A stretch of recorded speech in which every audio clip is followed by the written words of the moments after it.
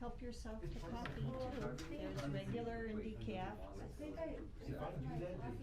Oh, there's paper cups, sticker cover, and there's glass. Okay. You want refill?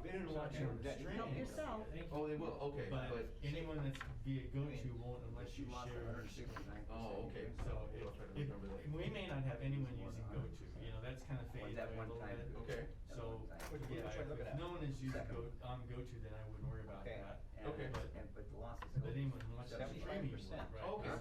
Because Lots of whatever is yes. appearing on the Then it comes screen down 160%. appears to the right side of our streaming. That's Yeah, true, that's true. you Okay. bet. Yep, Alright. okay. So if your sales down 75%, Excuse me. then you fix costs and your variable costs. net income, how can it be more than 100? So we got to amend for, This is and that's just added. consent item number 10. We'll have to Yep. ask you, I'm not sure I followed that part. Commissioner Peschel e-signed Nicole's document this morning, so you just need to e-sign it. He sent it to you. For that, yeah, for that, what you bought that divided by the whole year, maybe, yeah, that's how you get more than 100%. Am I able to connect so I can show them my calculations on like my computer? Do you have your laptop? Yeah. Yeah, sure. You should be able to. Yeah, we have, And she's wondering if she can speak about Can you just give them like an example of on the phone. So most likely one of these is gonna work. Yeah. So yeah, so if you can find one that works, so there's She'd have, micro USB. the chair will ask for anybody wanting to speak under open forum. So if she's connected, she'll have to speak up. Would I just transfer Well, you can just keep her? transferring. So what happens generally is once you plug in, Gotta ask the system him. recognizes I know Monty, if someone wants to speak under open forum, Beth said. I have a woman on the phone who would like to speak during the open forum. okay, can I get a name for me? Yeah, I can grab a Are name. they They're need on hold right now. they need to call in the number that's, the best thing for them to do 50-56. is call the number that's on the live streaming. Okay, You may give you the number? sure, here, let me. Here, Beth. Oh, thank you. Yeah. That means other people. Yeah, because we're using the go-to number as kind of our Okay. public forum number. So it's 571-317-3122. So that's the best number for them to call in. Then they'll come in on this conference phone right here. Okay. Yeah. Okay, So have them Okay. go ahead and call in that right now. okay, I will have them do that. Nothing but last minute. I know, she's like, I should have known that Yeah, no. there's, okay. I'm not gonna share the name of the, MCA is getting I'm tougher. not gonna share the name for like, Even like when I farms, you know, show they're this, really gonna come I'm down gonna on take us. this off. If you You know what buy I mean? more than Yeah, 1100 gallons. Yeah, well, whatever you don't you want might showing on the buy screen, some. make sure it's hidden, right? Because it'll No, appear we're to the not. light. It comes out to the watching on live Because stream. Yeah, I don't I got a know. lot of if Some it's still still, don't, like- but P-Rock and Yeah. So that's my fault. I guess that's not gonna pass them or but, you know, Oh, well. 10,000 gallon barrel, but P-Rock and Let's rock and roll. Donnie, you can go back to that.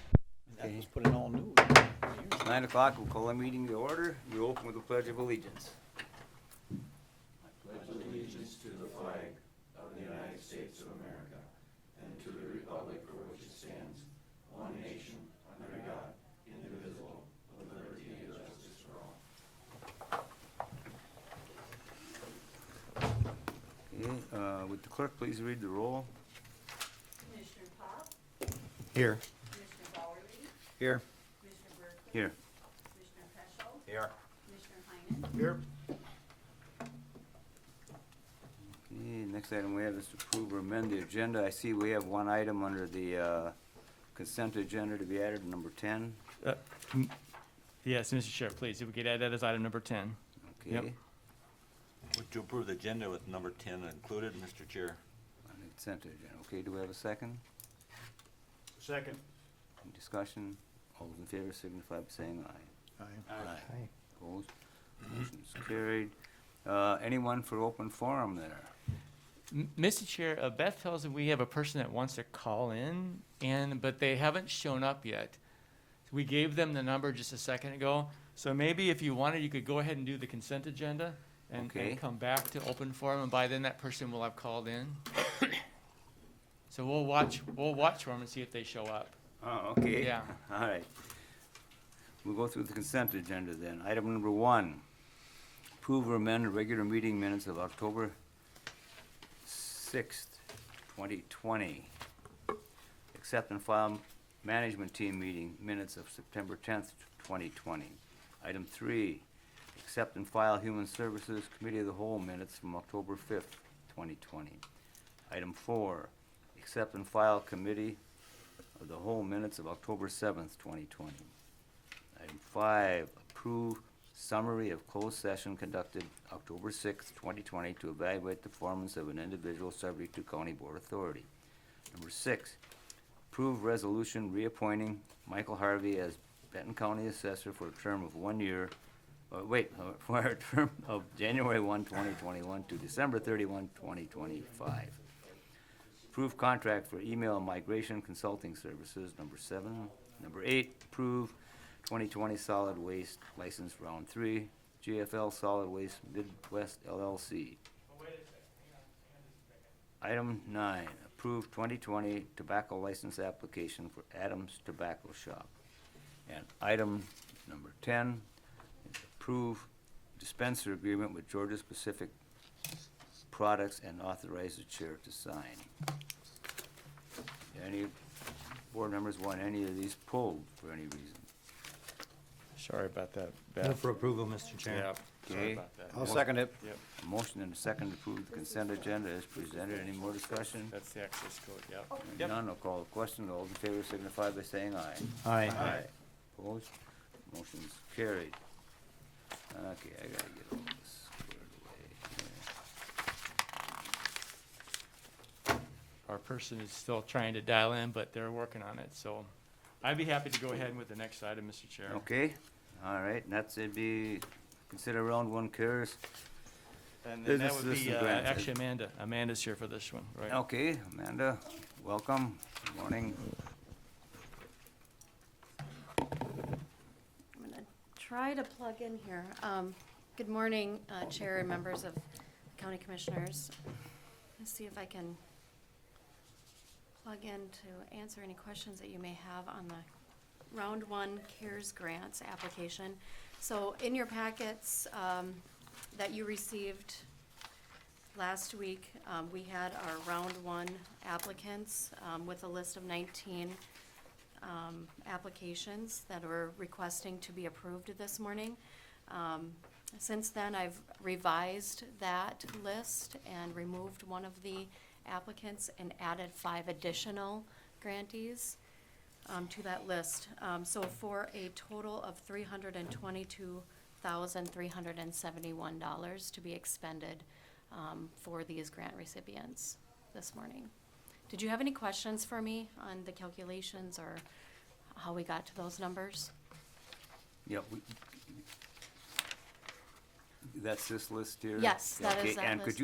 yeah, just kind of explain that, it's a little confusing. Yeah, no, Percent I net income and percent of loss of sales Yeah, so relationship. maybe I can show you, I think I got it now, but. yeah, I'll see if I can show you how this looks, if I can find the right cord. Mr. Chair, I guess the question is, how can you use more than 100% of your income, but it's because you only looked at a 4-month period, right? I only looked at, actually a 5-month period, 5-month so, period. 5 months? yep. Oh, So okay. that divided Yes, by thank you. the whole year is how you get more than 100% loss then. Right, Yeah. yep. So, That was kind of the question I had. So, oh, okay. so basically, how I calculated, the percent of sales and percent of net income, is I took the grant dollar amount that we're looking to apply, for this, for an applicant, and I divided that grant amount by the loss in net income over a period of time, whether that was January through June, or if I had to drill down a little bit more to understand the loss with the business from March until June. So if you can see here, I removed the name, but this is a typical spreadsheet that I've kind of put together, so you can see that the grant amount requested, 15,000, you can see, well, these are dollars here, but you could see the loss in sales over a period of time from January to June. Okay. And that's their percentage loss here. So it's a period of time. And then I take, and then you kind of calculate this out. You can see the net income and the loss between those two periods of time. And then I multiply the grant amount by the change, or I divide the grant amount by the change in loss of net income. And then the same with sales. I take the total grant amount requested, divided that by the change in total sales, which gives you the percentage. If there's a different way you would like me to present that information, I'm more than happy to do that. I think I got it now, yeah. Okay, So, so, it's good. so you have an understanding of how we calculate that, and all of the applications that you see in front of you this morning, all of those businesses have experienced a loss in sales. Okay. And it could be, as much as this, or, a different variation of that, but they've all experienced a loss in sales. Okay. Make sense? Yep, now it does, yeah, yeah. Okay. Well, Commissioner Heinen, did you have a question? got I have a question, but I think Monty might have to be here to help answer that. I know the city of Sauk Rapids gave out funding to some of these city businesses Yep. earlier, and also they have a CARE Act funding too that they're spending. The question is if they spend it on some of these businesses in Sauk Rapids, and then we go ahead and give some of those businesses CARES Act money too, are we double dipping? So that is a really good question. Actually, when I analyze all of these applications, I look at the amount of money that they're receiving from other sources, whether it's PPP, EIDL, deed money, local money, and they are being used for other expenses, not the expenses that they're reporting to us. So does that make sense? So we're not double dipping. We have no. So they can get money from both They- the city and the county? Absolutely, if they're Okay. using it for other expenses. Okay, that's the only question I had. Thank you. Okay. Did you have any additional questions? No, the only one I had is, there really are a lot more businesses out here that were affected. I'm just wondering why, it seems more of them should have applied as far, yeah. I honestly, I think, it's, when I ask people how they found out about the BEP grant, it's word of mouth, Facebook, Yeah. we pushed it out as much as we could at the time, so. Yeah, I know, I Yeah. just thought we'd have more, to be honest with you, but, yes, Steve? But this is just 19 or 20, whatever it is, out of 67 of them that applied. Yeah, correct? So this is only first round. Yeah, this is We're gonna first round, you'll more. see more, on the third. Okay, all right. So at that point in time on the third, we'll be getting the other 50 in front of us? Oh, I hope so. It really all depends on, a lot of it depends on the documentation that I receive, because I have to request documentation for every applicant, and it's timely, it's, whether they can produce that information on a timely basis. And- Mr. Chair, I got a question. Yes. So if we were to reopen it up to use up some of our leftover CARES money, do you have capacity to handle more, or? Well, it's just me reviewing them. So we do have a third party that is, we're giving them some applications as well. But I think I'll know more on the third, and I can let you know then. Okay, all right. So- It's a lot of late nights, actually. Yeah, but it is. So to Steve? follow up on Commissioner Barley's question, would that be another application process, or could we just go ahead and give some of these other businesses more money? I would prefer to have an application process, because as I'm going through these applications, it's a lot more, it would take a lot more time to really dive in more to, expend that money to the existing Trying to ones. make it easier for you. I know, Right. yep, I appreciate that, Would- but I think it would be easier for us to just to have another application for additional expenditures. So would we open it up to other business that maybe didn't hear about it, or let them apply first, or would we say a percentage across the board? I mean, what would you prefer? Well, I can tell you right now, Chair and Commissioners, that I do have at least 3 or 4 folks that have called me asking to apply for the grants anyways. So I think we would open that up, maybe for a week or so. That would be my preference, to open it up to some other businesses that maybe didn't hear about it. Yeah.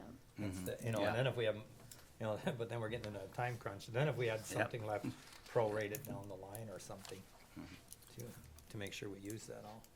You know, unless we open it up and take applications and Give out as not much. guaranteeing anything yet till, And perhaps lower the amount too, that would open up more.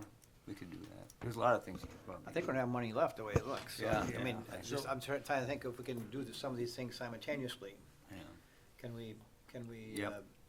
Say you it'll- start taking applications again, with the understanding that there, money might run out, or. Right, yeah, or that your allocation may be reduced depending on Yeah, availability. run out, or Yeah, okay. maybe, but I'm just, with a time crunch, can we do both at the same time, trying to see? Yep.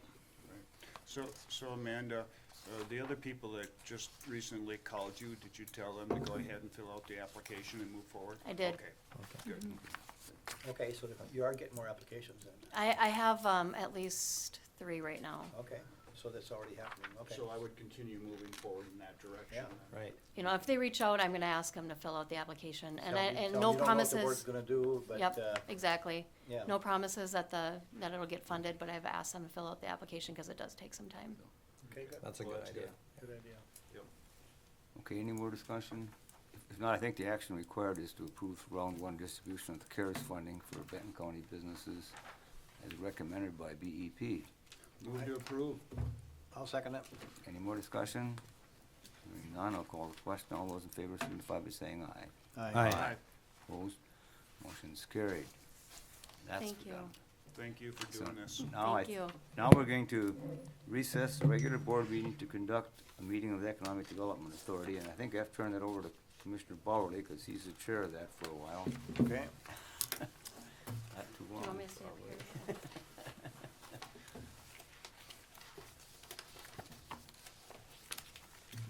Okay, I've got to call to order the Benton Economic Development Authority. The first is a roll call. Commissioner Pop, Here. Commissioner Bowerly, Here? Commissioner Berkeley, Here. Commissioner Peschel, Here. Commissioner Hoffman. Here. Okay, next item is approve or amend the agenda. Is there any changes to the agenda? Well, Hearing none, I'll make a motion, someone make a Uh, motion to approve. Move to approve the agenda as presented, Mr. Chair. Second, Mr. Chair. Motion is second. All in favor, say aye. Aye. Aye. Opposed? Motion carries. Election of officers. See, how do we go about this now? Yeah. Well, 3 are on the election.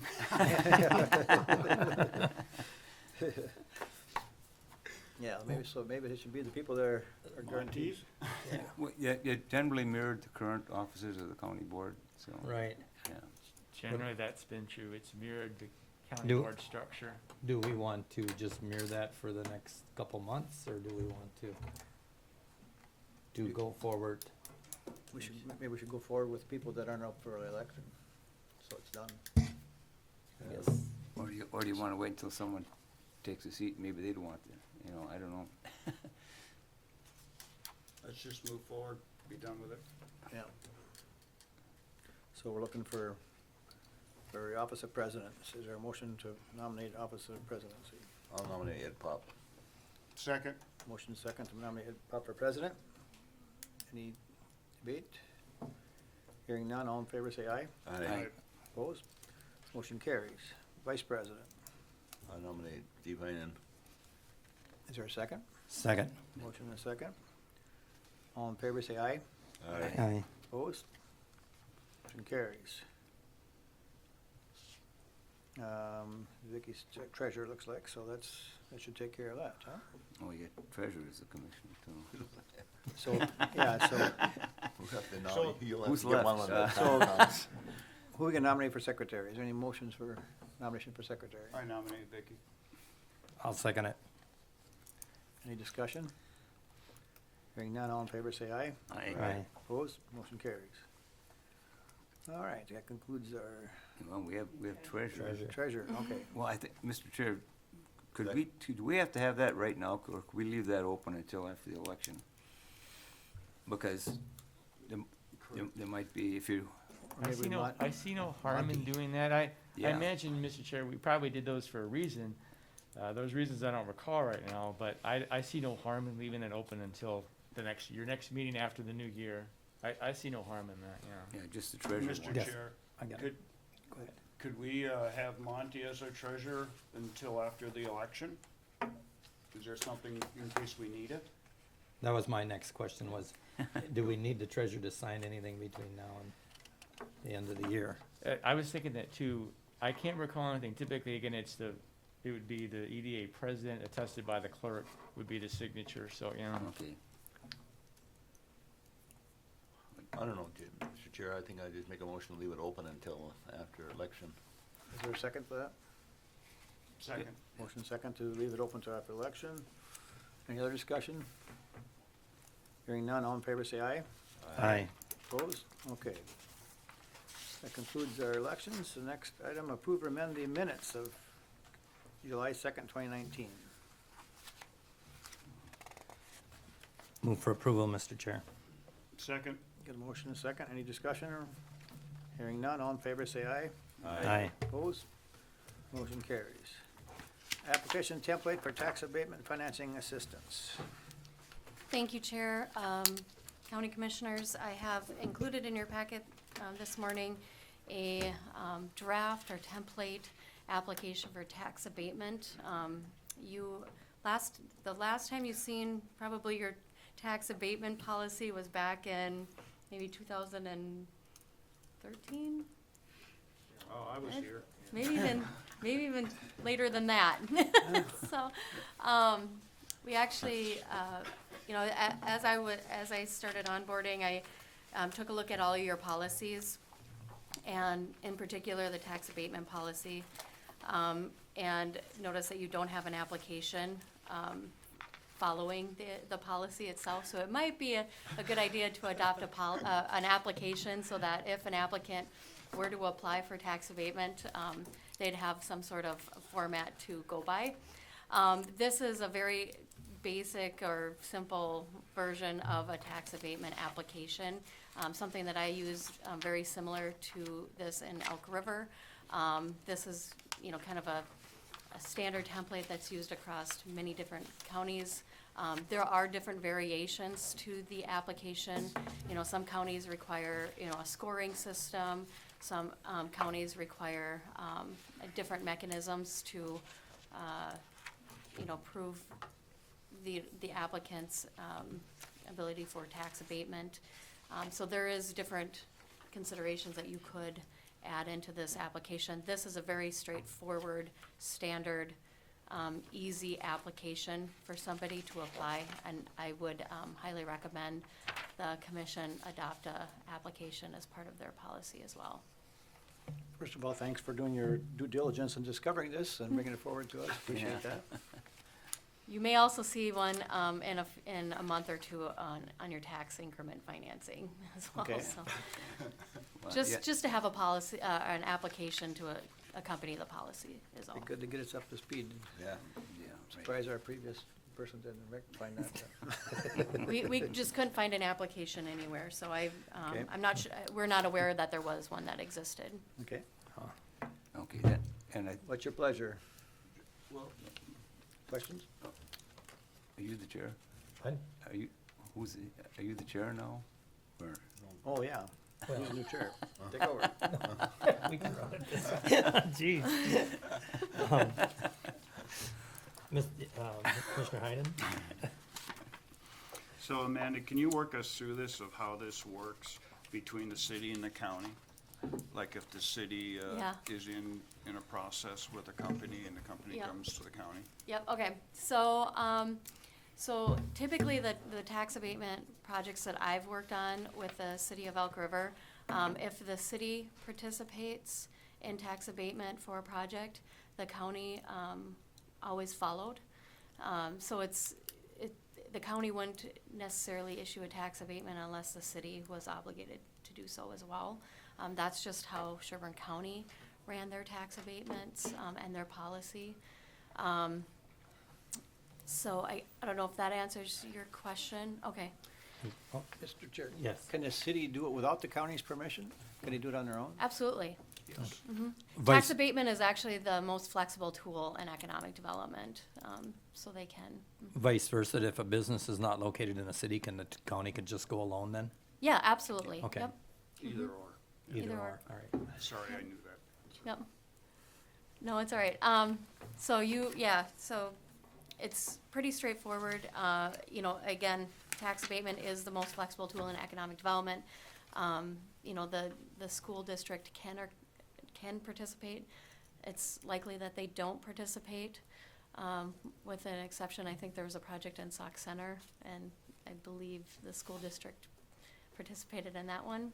But typically, they don't, but any other jurisdictions can. Is there, oh, Mr. Go Chair, ahead. yeah. Is there any percentage of a tax base that there's a guideline to say you shouldn't be over this on an abatement? Yeah, I or think is it 10%? 10? Is that what it is? It still, I know it used to be 10 There for is. TIF, yeah, I know it used Yeah, to be. there is a percentage, but I'd have to look up. Yeah, the we aren't exact anywhere number. close to any of that anyway, so Yeah, that's good. probably Okay. be I was fine. just wondering if there was, yeah. Mr. Chair, I think we were pretty high at one time, but I think it's coming up. Now, do you know what percent we're at by any chance? Anybody? In terms of, Tip?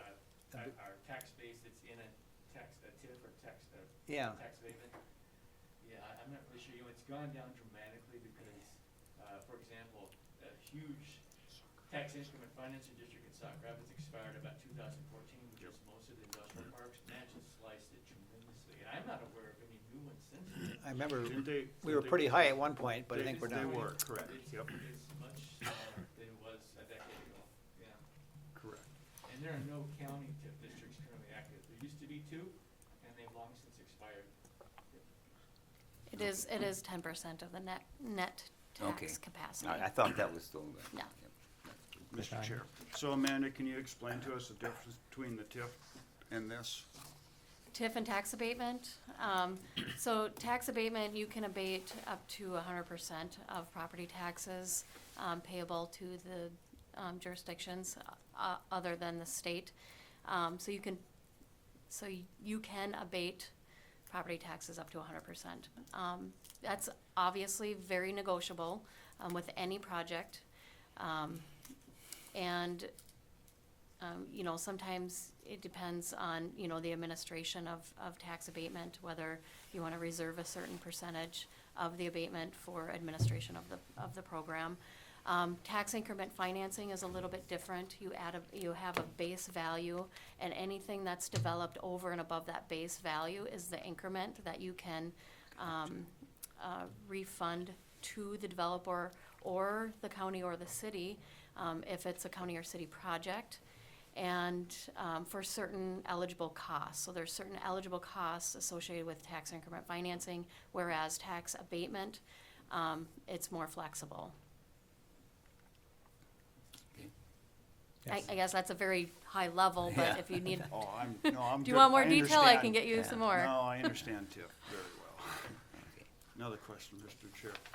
So Amanda, on this tax abatement, can we put any, oh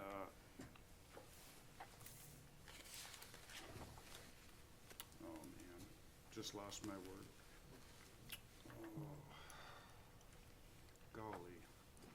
Restrictions on this to kind of like tax income,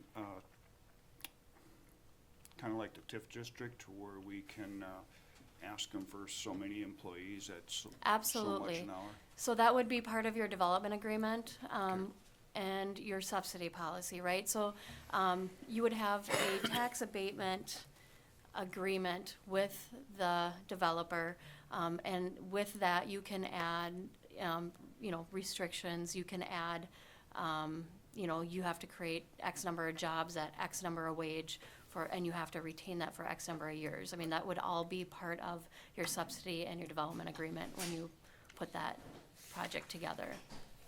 So yes, to answer your questions, you can, it's up to the commission how they want to do that, but, and BEP would be more than willing to help negotiate those development agreements and subsidy policies on the commission's behalf. You're gonna be a great partner. Any other questions? Otherwise, your wishes? We're gonna need a motion on this. I move we approve the new application process for Second, Mr. Chair. Any further discussion? tax payments. Otherwise, I'll call the question. All in favor? Aye. Opposed? Carried. Thank you. Thank you. Any other business announcements? Not at this time. Mr. Chair, just nice to have somebody in the room that knows about this kind of stuff and educate us all, so appreciate that. Thank you. I'm glad she doesn't get frustrated yet with all this. More to come. Otherwise, I'll adjourn the Economic Development Authority meeting and turn it back to the chair. Okay. Yes. We may have had that person join us for open forum. I know most people up there, but we might want to ask, is it all right with you if I ask? Yes. Is there anyone on the phone with us that would like to participate in open forum? Could you unmute your microphone? This is Sandy. I'm just gonna listen in on the new properties, so. Oh, okay. All right. Sounds good. Okay. Okay. All right. Okay, next item we have is a Department of Development, Roxanne. We have to conduct a public hearing to request of Janu Property LLC to rezone 14.62 acres from Watab Township from Ag to R2, single family, for the purpose of platting 2 residential lots. Okay, 1 second here, I'm gonna pull up the presentation. Okay, and then I'll read the little statement here.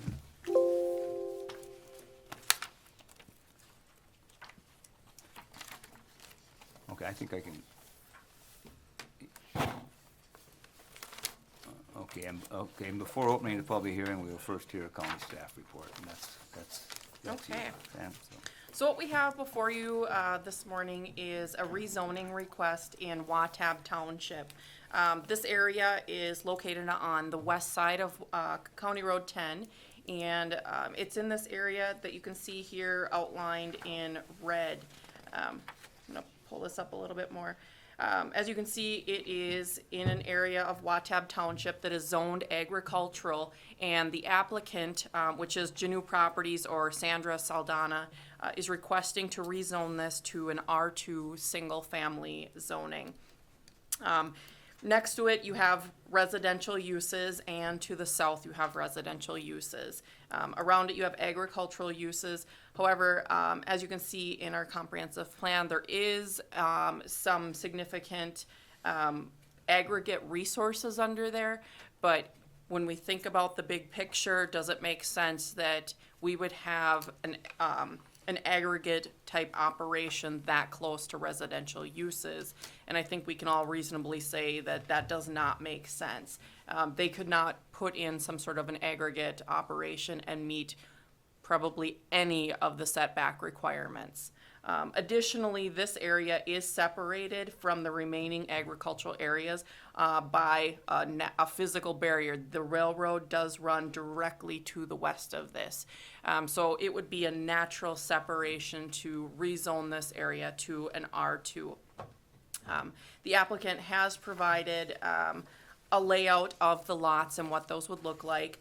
This area does have an existing home, and they would replat into 5 additional lots for a total of 6 lots. All of the lots would be over 2 acres. The reason for the rezone request to be an R2 versus an R1 is not for area, but for the lot width requirements. As I can show you down here, the lot width requirements lot depth requirements are 300 feet for R1.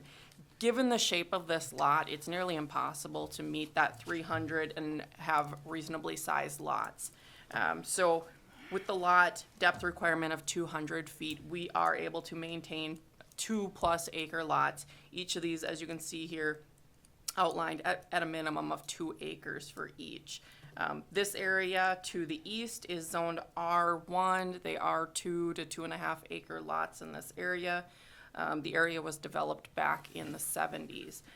So I can, from staff's perspective, it does seem reasonable to rezone this area to an R2 and allow for this area to be developed into additional residential lots.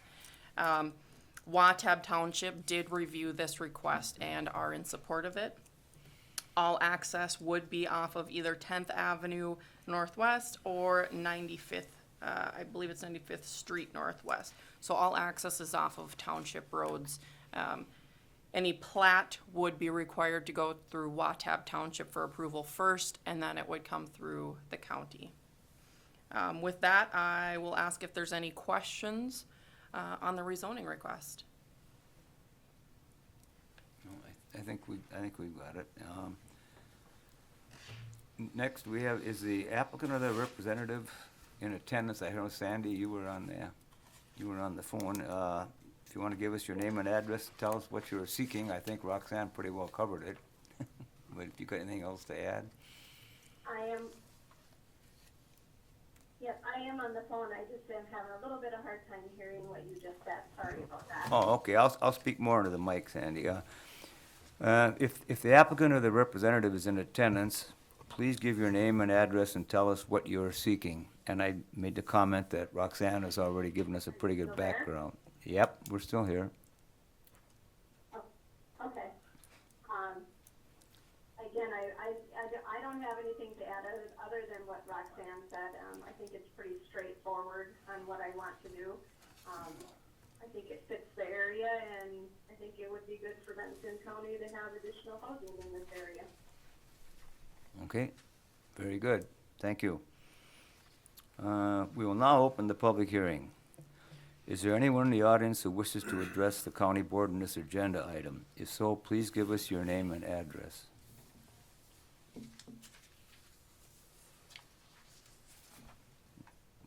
I don't see anyone. Final call for anyone wishing to address the county board. Seeing none, the public hearing is now closed. Are there any emails, letters, or other communications to be read into the record? No. Has the department received any comments or concerns from any state agencies, cities, or townships on this agenda matter? Watab Township has provided their support of this request. Okay. Additionally, the Planning Commission recommended approval. Okay, thank you. Okay, the county board will now have time for questions of staff and discussion. And as a reminder to the audience, the public hearing portion is closed. Are there any questions or comments from the board members before we take action? Pretty straightforward. Yeah, Mr. Chair, we just thought that would fit in good with what's up there. That's all, from the planning commission standpoint, we just thought that would fit in Okay. good up there. We're always looking for tax base, you know. Okay. So I guess, we have to, so the motion would be to, if we're,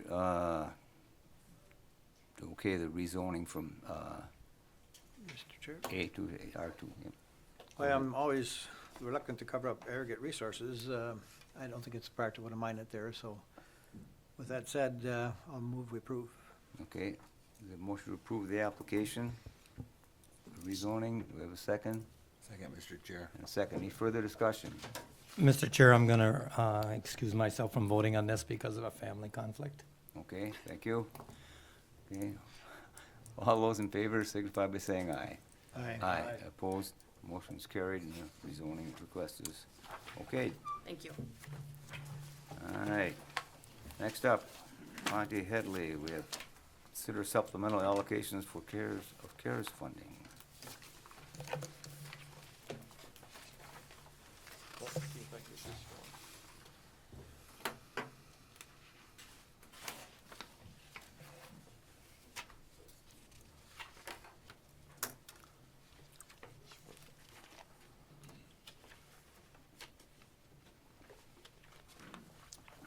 Give me just a second, got it.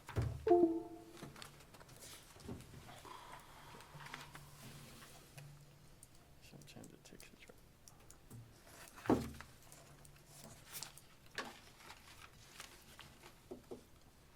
almost there.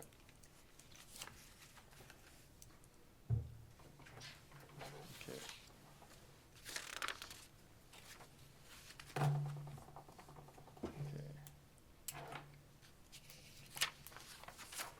All right, here we go.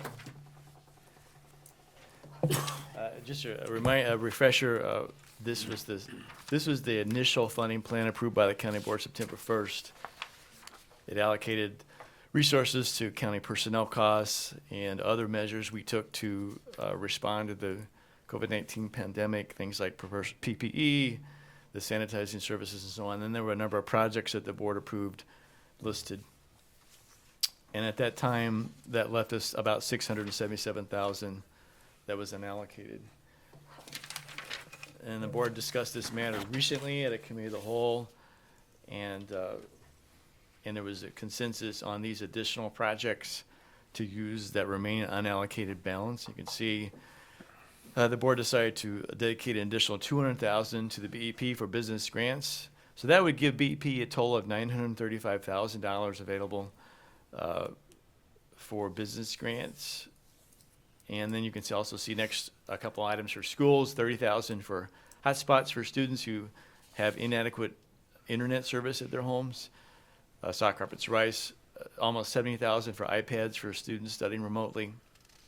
And then also here in town, St. John's School, some of their pandemic-related costs of $26,000. And remodeling the courtroom, this would be Judge Ralph's chambers, courtroom, to remove the conference rooms and enlarge that courtroom so that they could accommodate felony jury trials here locally rather than having to conduct those in Mille Lacs County. And that construction started yesterday.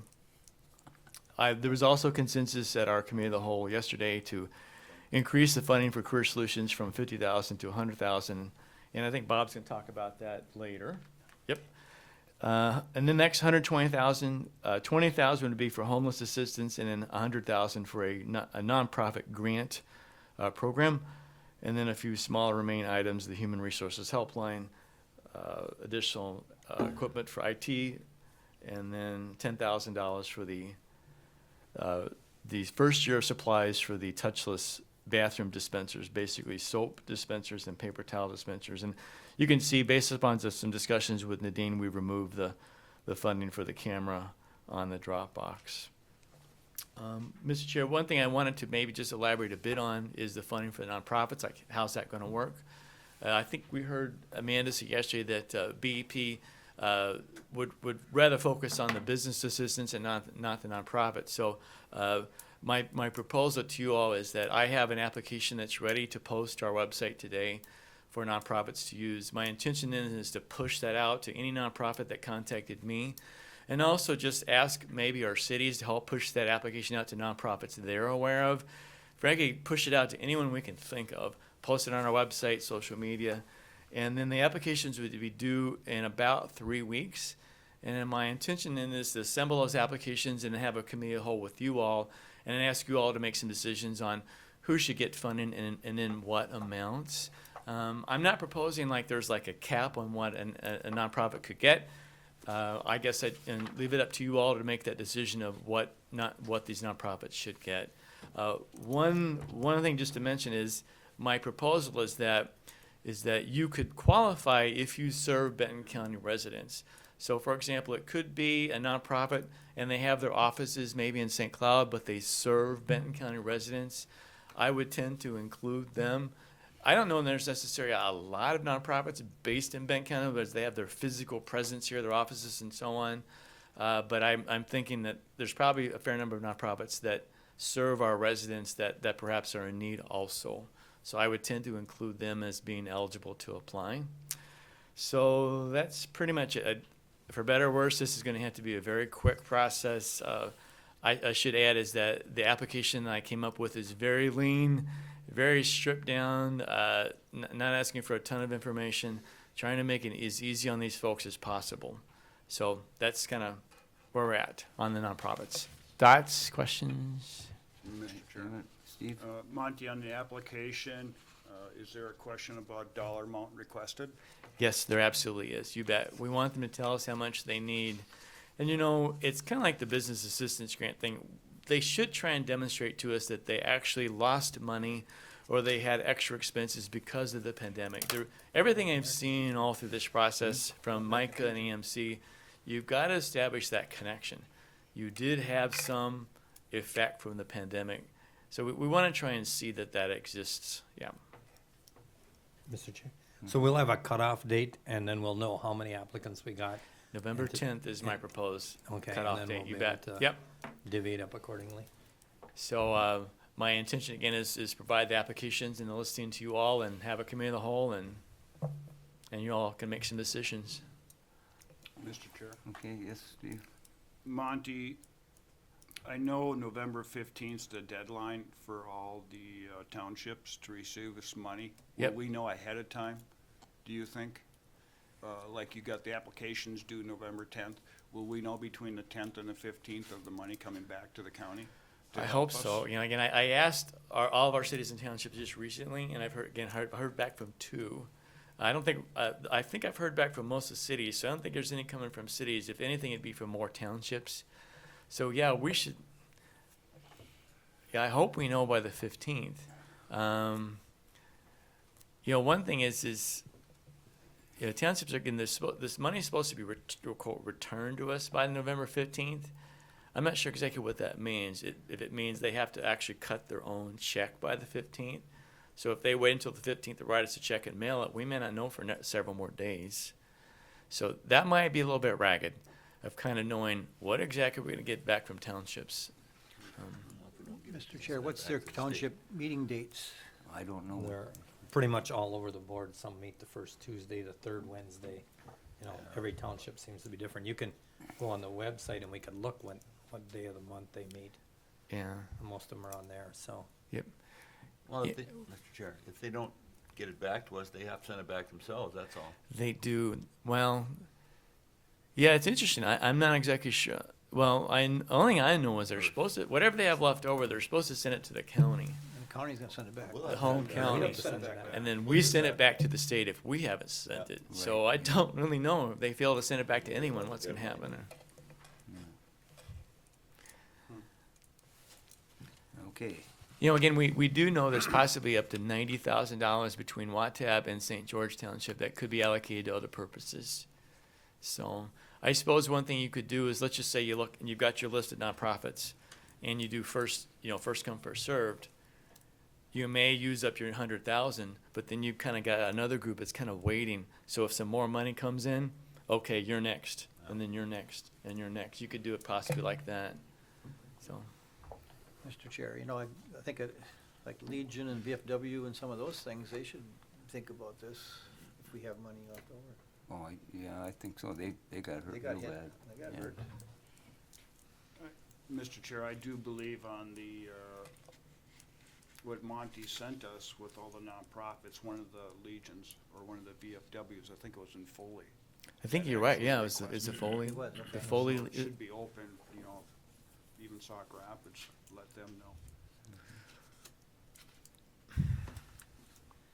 Okay, so Like Foley Care and. Yeah. My hunch probably with most nonprofits, I would say probably the biggest thing that they saw the effect was just simply lost revenue. Right. They couldn't conduct their charitable events like they normally do. Right. Donations are way down. Right. That's probably the biggest issue they faced. Yeah. Pull tabs are way down. yeah. Well, that money's gone, yeah. So with that, again, just asking that you all could consider and possibly approve this. We're calling this one first supplemental plan dated October 20, 2020. Okay, you've heard the request. And what are the wishes of the board on the, Mr. Chair, I move that we approve the supplemental plan. okay, do we have a second? Second. Second, any further discussion? Call the question, all those in favor signify by saying aye. Aye. Opposed, motion is carried. Okay, First Bob. round done. Next up, we have Bob Cornelius, Human Services Director, CARES funding directed to Career Solutions. Okay, it's all your fault. So we Can I did do that. one more? Well, Just not the the second unity round, of the screen. not the second round. We're gonna add, did. I do not. Okay. I don't know if we did it already. We did the first round, 200,000, now we're adding some more. Morning, Bob. Morning, Commissioners. Just have one item for the regular board here, and that would be to ask for approval of the CARES funding directed to Career Solutions. And one minor thing that we're gonna have to do is we're gonna have to upgrade or update the contract to reflect 100,000. And I think talking with Monty this morning, we'd just be able to write on there and have both parties initial that we made that change, so. Motion to approve, Mr. Chair. Second. Okay, motion and a second to redirect the 100,000 and not 50. Okay. Any discussion? All those in favor signify by saying aye. Aye. Opposed? Motion is carried. And that takes care of that item, and I'm gonna turn the meeting over to the Human Services Board Chair Warren Peschel to conduct the Human Services. Call the Human Services Board to order. Approve, amend the agenda, anything? No changes. Motion to approve the agenda. So moved. Second, Second. discussion. Not all signifying by saying aye. Aye. Opposed, same sign, motion carried. Consent agenda to approve the regular minutes of October 6th, 2000. Number 2, to approve one-year extension of the 2015-2020 SHIP grant agreement amendment with the Minnesota Department of Health. 11/1/20 to 6/30/2021. Number 3, to approve the 2020 SHIP grant agreement with Minnesota Department of Health from 11/0/01 to 2020-10 to 10/31/2025. And number 4, to approve one-year extension of the 2016-2020 WIC grant agreement amendment with the Minnesota State Department of Health. Motion to approve. Anybody want any of these talked about? Not, I entertain a motion. I move approval on consent agenda, Mr. Chairman. Second, Second. any discussion? If not, all signifying by saying aye. Aye. Opposed, same sign, motion carried. Bob. Well, I just have one other item on here, and that is approval of the amended Children's Respite Grant for 2020. And basically what we're doing is we're gonna move those $7,850 from 2020 to 2021. So, and that basically is due to the fact that we just didn't get it all spent with COVID. We just didn't have kids that could leave the house, so, Well, that's nice we can do that. yes. Don't That's lose it anyway. Yes, usually you lose it if you don't spend it, so. Yeah. No. Okay. Need a motion to approve the amendment. So I moved. approve them, oh, go ahead. I approve the amendment. Second. Discussion? If not, all signify by saying aye. Aye. Opposed, same sign, motion carried. That it, Bob? I have nothing else unless you have Alright. questions. Anybody got any questions? Not, we'll adjourn and turn it back to the Thank you. chair. Okay, this time we will reconvene the regular board meeting. And the next item we have up is, Troy Heck County Sheriff is a public hearing to consider adoption of an ordinance regulating parking on County Road 2. And before hearing the public hearing, we will hear a county staff report. Troy, I guess that's you. Indeed, thank you, Commissioners. Just going to pull up a picture of the area we're talking about, just for everybody's reference.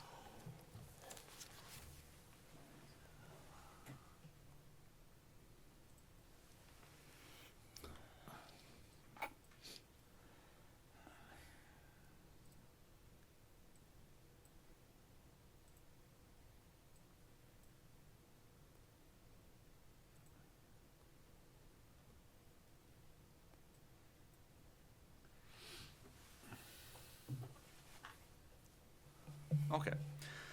So here today to consider ordinance that would ban parking in the area that I think we're all familiar with up here by the bridge over Little Rock Creek at the north end of Little Rock Lake. Each spring, this is a popular destination for people that are seeking to do some fishing. The crappies come in there and the people like to come up there and catch them. There's also some people that will fish suckers and other fish off the bridge there. Generally, it isn't a problem except for a number of weeks in the spring where we have lots of people want to come up there when the fish are biting. In the past, prior to the reconstruction of the road, we would try to manage the cars parked there with banning the parking on the north side of the road. The problem in the area when you get lots of cars in there, it tends to crowd in the traffic lanes, and plus my biggest concern, and the biggest concern I've heard from the residents of that area, is that the people that are on the shore fishing don't pay a lot of attention to the cars as they're coming out, and they're popping out between parked cars, and people are having a hard time seeing them. So our solution previous to the road reconstruction was to post the north side of the road as no parking. That way, at least where the people were doing the most fishing, it was more visible and it was less crowding in the area. With the reconstruction, that's given us some opportunity to add parking capacity and also change up the strategy we've used there. Instead of prohibiting all parking on the north side of the road, now what we've done is gone back 1/10 of a mile from each corner of the bridge and prohibited parking on either side. That still leaves plenty of parking for people who do want to fish up there. I'd say there's probably at least, what, Chris, maybe twice as much parking as there was previous, at least twice, maybe 3 times as much space with the expanded shoulders. And that, that 1/4 mile on each side allows for a lot greater visibility. It takes away that, that potential for somebody to step out between a parked car and get hit with that 55-mile-an-hour traffic coming by there. As I mentioned in the agenda item, we've been managing this by temporarily posting this no parking under the authority of the sheriff. I have some concerns about that from logistics, in that each year we would have to repost and take the signs down and repeat the same thing over and over again. And also the statute is not real specific about how long a sheriff has the authority to post an area no parking. So I'd have some concerns about actually issuing tickets if it came to it up there. So we've generally been trying to enforce it through voluntary compliance. So what we're requesting with the ordinance that's before you today is to actually codify this as a no parking zone on a permanent basis. That way we could enforce it if need be, and it would remove the ambiguity and the effort that's required to post this and take it down and repost it every year. So I'd welcome any questions that the board might have. Okay. Well, I think before we get into that, we have to open the public hearing first. And is there anyone in the audience who wishes to address the county board in this agenda item? If so, please give us your name and address.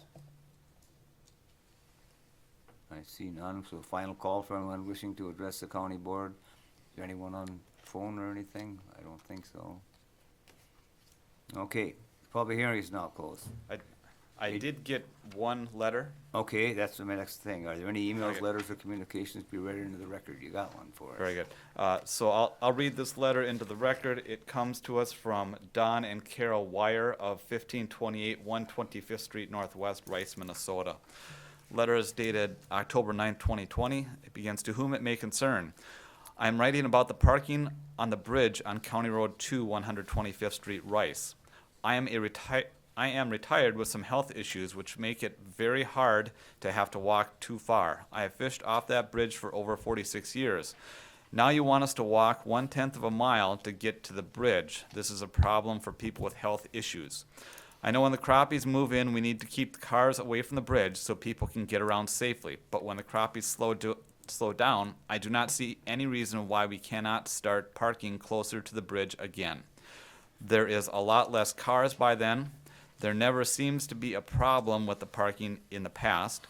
Now we see people dropping off their fishing equipment by the bridge and parking their cars and having to walk back to the bridge to fish. For us with health problems, it is just too far to have to walk. We need to find a happy medium for all people. Sincerely, Donald Wire.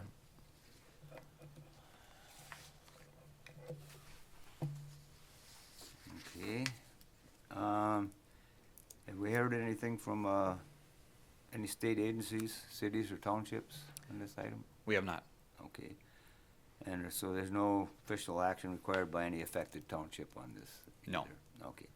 Okay, now the county board will now have time for questions of the staff and discussion. And as a reminder to the audience, the public hearing portion is closed. Any questions or comments from board members before we take action? There's a couple I can see already, so Steve, go ahead. Mr. Chair, so Troy, I know every spring the DNR sets up a sting down there. Are they able to give out parking tickets too? How does that work? Or do they call? Well, they are peace officers, so I Correct. believe they could enforce a state law on parking. I think their focus is elsewhere, so Correct. I don't know that they would necessarily be doing that. And like I said, we've been doing our best to avoid writing tickets and rather just seeking voluntary compliance. But yes, I believe they could write tickets. Just a question. Mr. Chairman, my only question is, do you need to be back that far? I mean, is that, could be shortened up a little bit to be safe, or is that the site distance you need to be safe? I don't think there's anything magic about a tenth of a mile in either direction. My concern is just that we move those cars back far enough so that the area people are fishing is unobstructed for people to view. So, Go ahead. so this ordinance would be for the whole year, or 24/7, all, you know? Yes, it would be a permanent no parking zone in that area. There aren't, okay, Ed, Could go be ahead. seasonal, So- too. I mean, we know it's only a problem at a certain point, a couple times a year. Could we have no, I suppose if we did no parking between this date and this date, that would kind of throw off the authority of the sheriff's department, or? Well, I think in speaking with the county attorney, I believe the board has the authority to make whatever parking rules they deem fit for the area. If the board wishes to amend the ordinance, the proposed ordinance to say that it's no parking between, March and May, that's, I believe, an option. I'd be happy to speak to the county attorney's office about that. Yeah, there are no ADA requirements or anything associated with this, are there? Because I know we just went through a big study on that in the other ADA areas of the training, county. yeah. Are we discriminating here? Yeah. You will see, and a lot of it happens after 3-4 o'clock in the afternoon. You will see at them times, some of the elderly people down there fishing, from noon on or whatever, or early morning. And maybe there are some that, as our letter said, they got handicap stuff or whatever, And, yeah, the tenth of a mile is quite a ways if you're handicapped. Yeah. Mr. May- Chair, that my might only- be- Yeah, go ahead. My only comment is, maybe a tenth of a mile is 520 feet, maybe just make it 300 feet or something, you still have clearance, visual clearance and stuff. That's my only. Yeah. Maybe we can have a question for one of the other staff. Chris, is there any requirement from ADA or anything like this? I don't believe there would be, but it's not covered a crosswalk or anything, so. So per ADA, everything within our public right-of-way has to be ADA compliant. Everything here would be, because we don't have any steps, we don't have any sidewalks that we have to maintain a minimum slope. From an engineering standpoint, it does meet ADA requirements. Okay.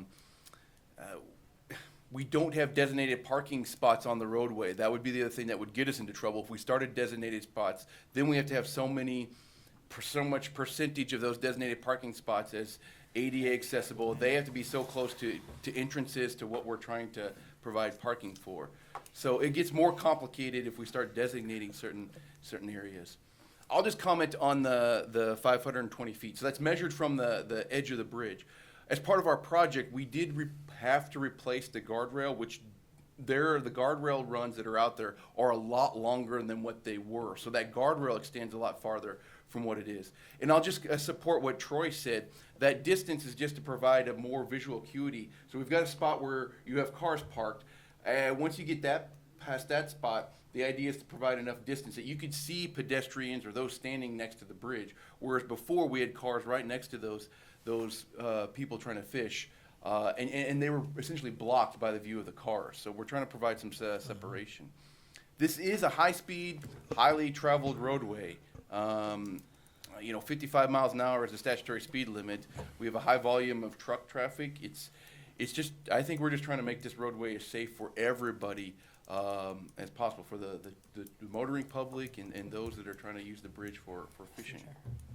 Commissioner Pop? One other thing that we're not addressing and you see a lot is that there's a fair amount of families down there that fish, and you'll see kids darting from one side of the bridge to the other side, and I think that's our biggest risk of somebody getting hurt. I mean, I've been through there and it's like, woof, they don't think. And, I don't know if that's not gonna eliminate that problem evidently, but it does give visibility. I will agree with that. Yeah, and I'd agree, that's one of my biggest concerns as well, and one of Chris's, and we're hoping that this is a way to address that and at least provide that opportunity for visibility for drivers approaching the area. Mr. Chair, do we restrict the speed to 45 through there maybe, if it's that busy, or is it so seasonal that it would? Well, to do that, we would have to have a traffic engineering speed study performed to see if there's and I don't foresee the speeds coming down in this roadway. Steve, you got a comment? Yeah, Mr. Chair, I don't know if I caught this, Chris, but how far does the guardrail go from the edge of the bridge down? Oh, it's probably close to 200 feet from the edge of the rail. So at that point in time, could we start the parking at the end of the guardrail on either side? I mean, that'd give us 400 feet in between there, correct? Well, plus the bridge.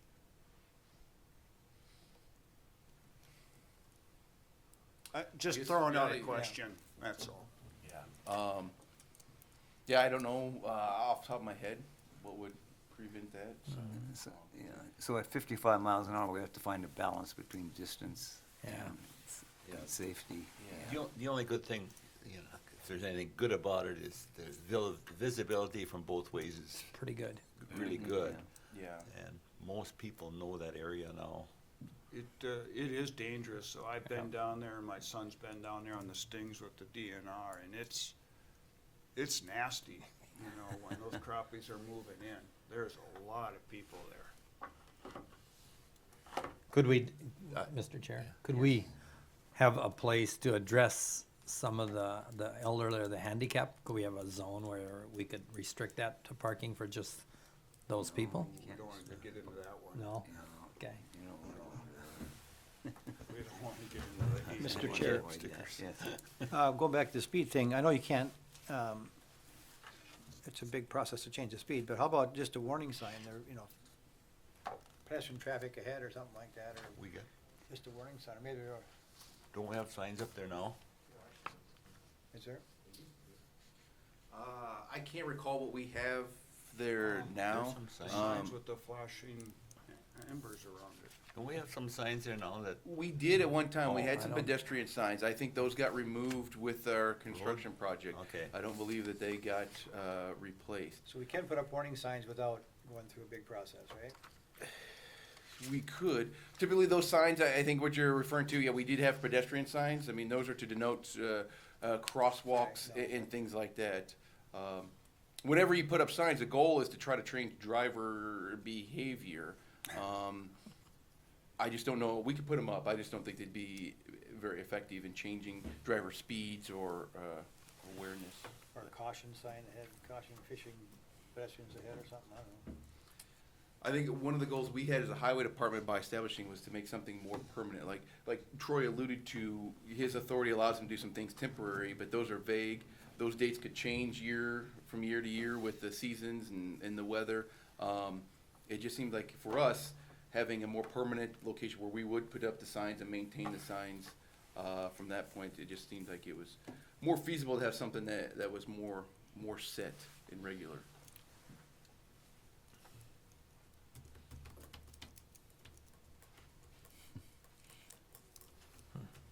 Okay. I don't know. I think May. Yeah, we reached any I think May conclusion and June here? are the two big months, and Right. after that, it's, so, That's my thinking. May and June are the two big months.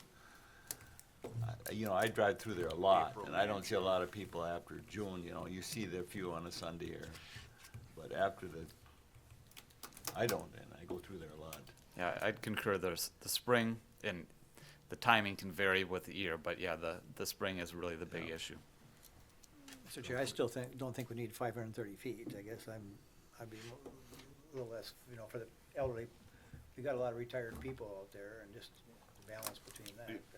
Mr. Chair, I'd be open to putting the parking just after the guardrail, because that's 200 feet on both sides, plus the bridge. That would give you 450 feet probably. Yeah, I think that's.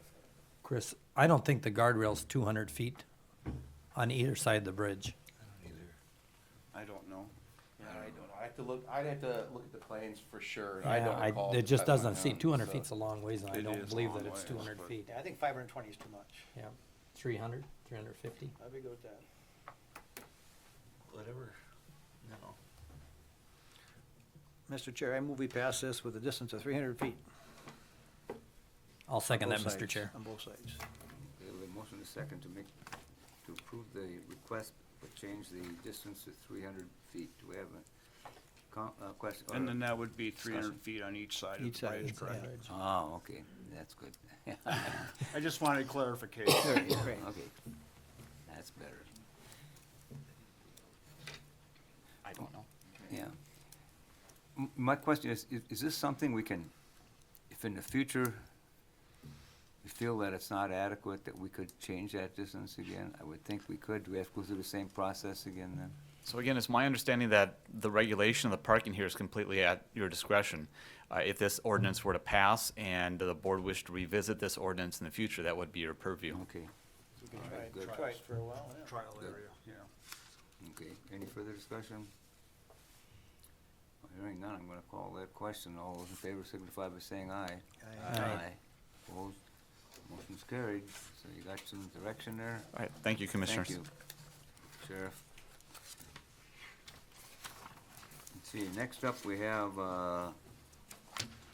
Nadine Inman, Auditor Treasurer. Is she gonna be here, or is she gonna? Dean's on go-to with this.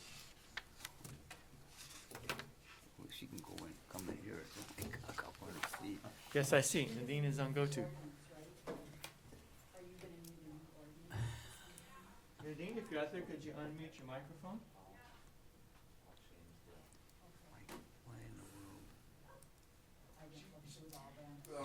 She's just right outside. Oh, there's. Oh, okay, good. I thought maybe she needed it. No kidding. Good morning, Uh, Commissioners. Good morning, Walked Nadine. a- Walked away to help a voter for a second, so sorry about that delay.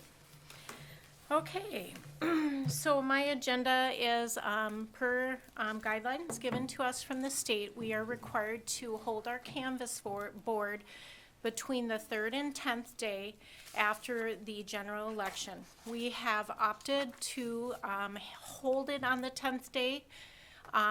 Went right up to the last day to allow us enough time to wrap things up, given how busy it is with absentee voters. So we would like to, we are going to have the canvas board on Friday, November 13th, which is the very last day that we can.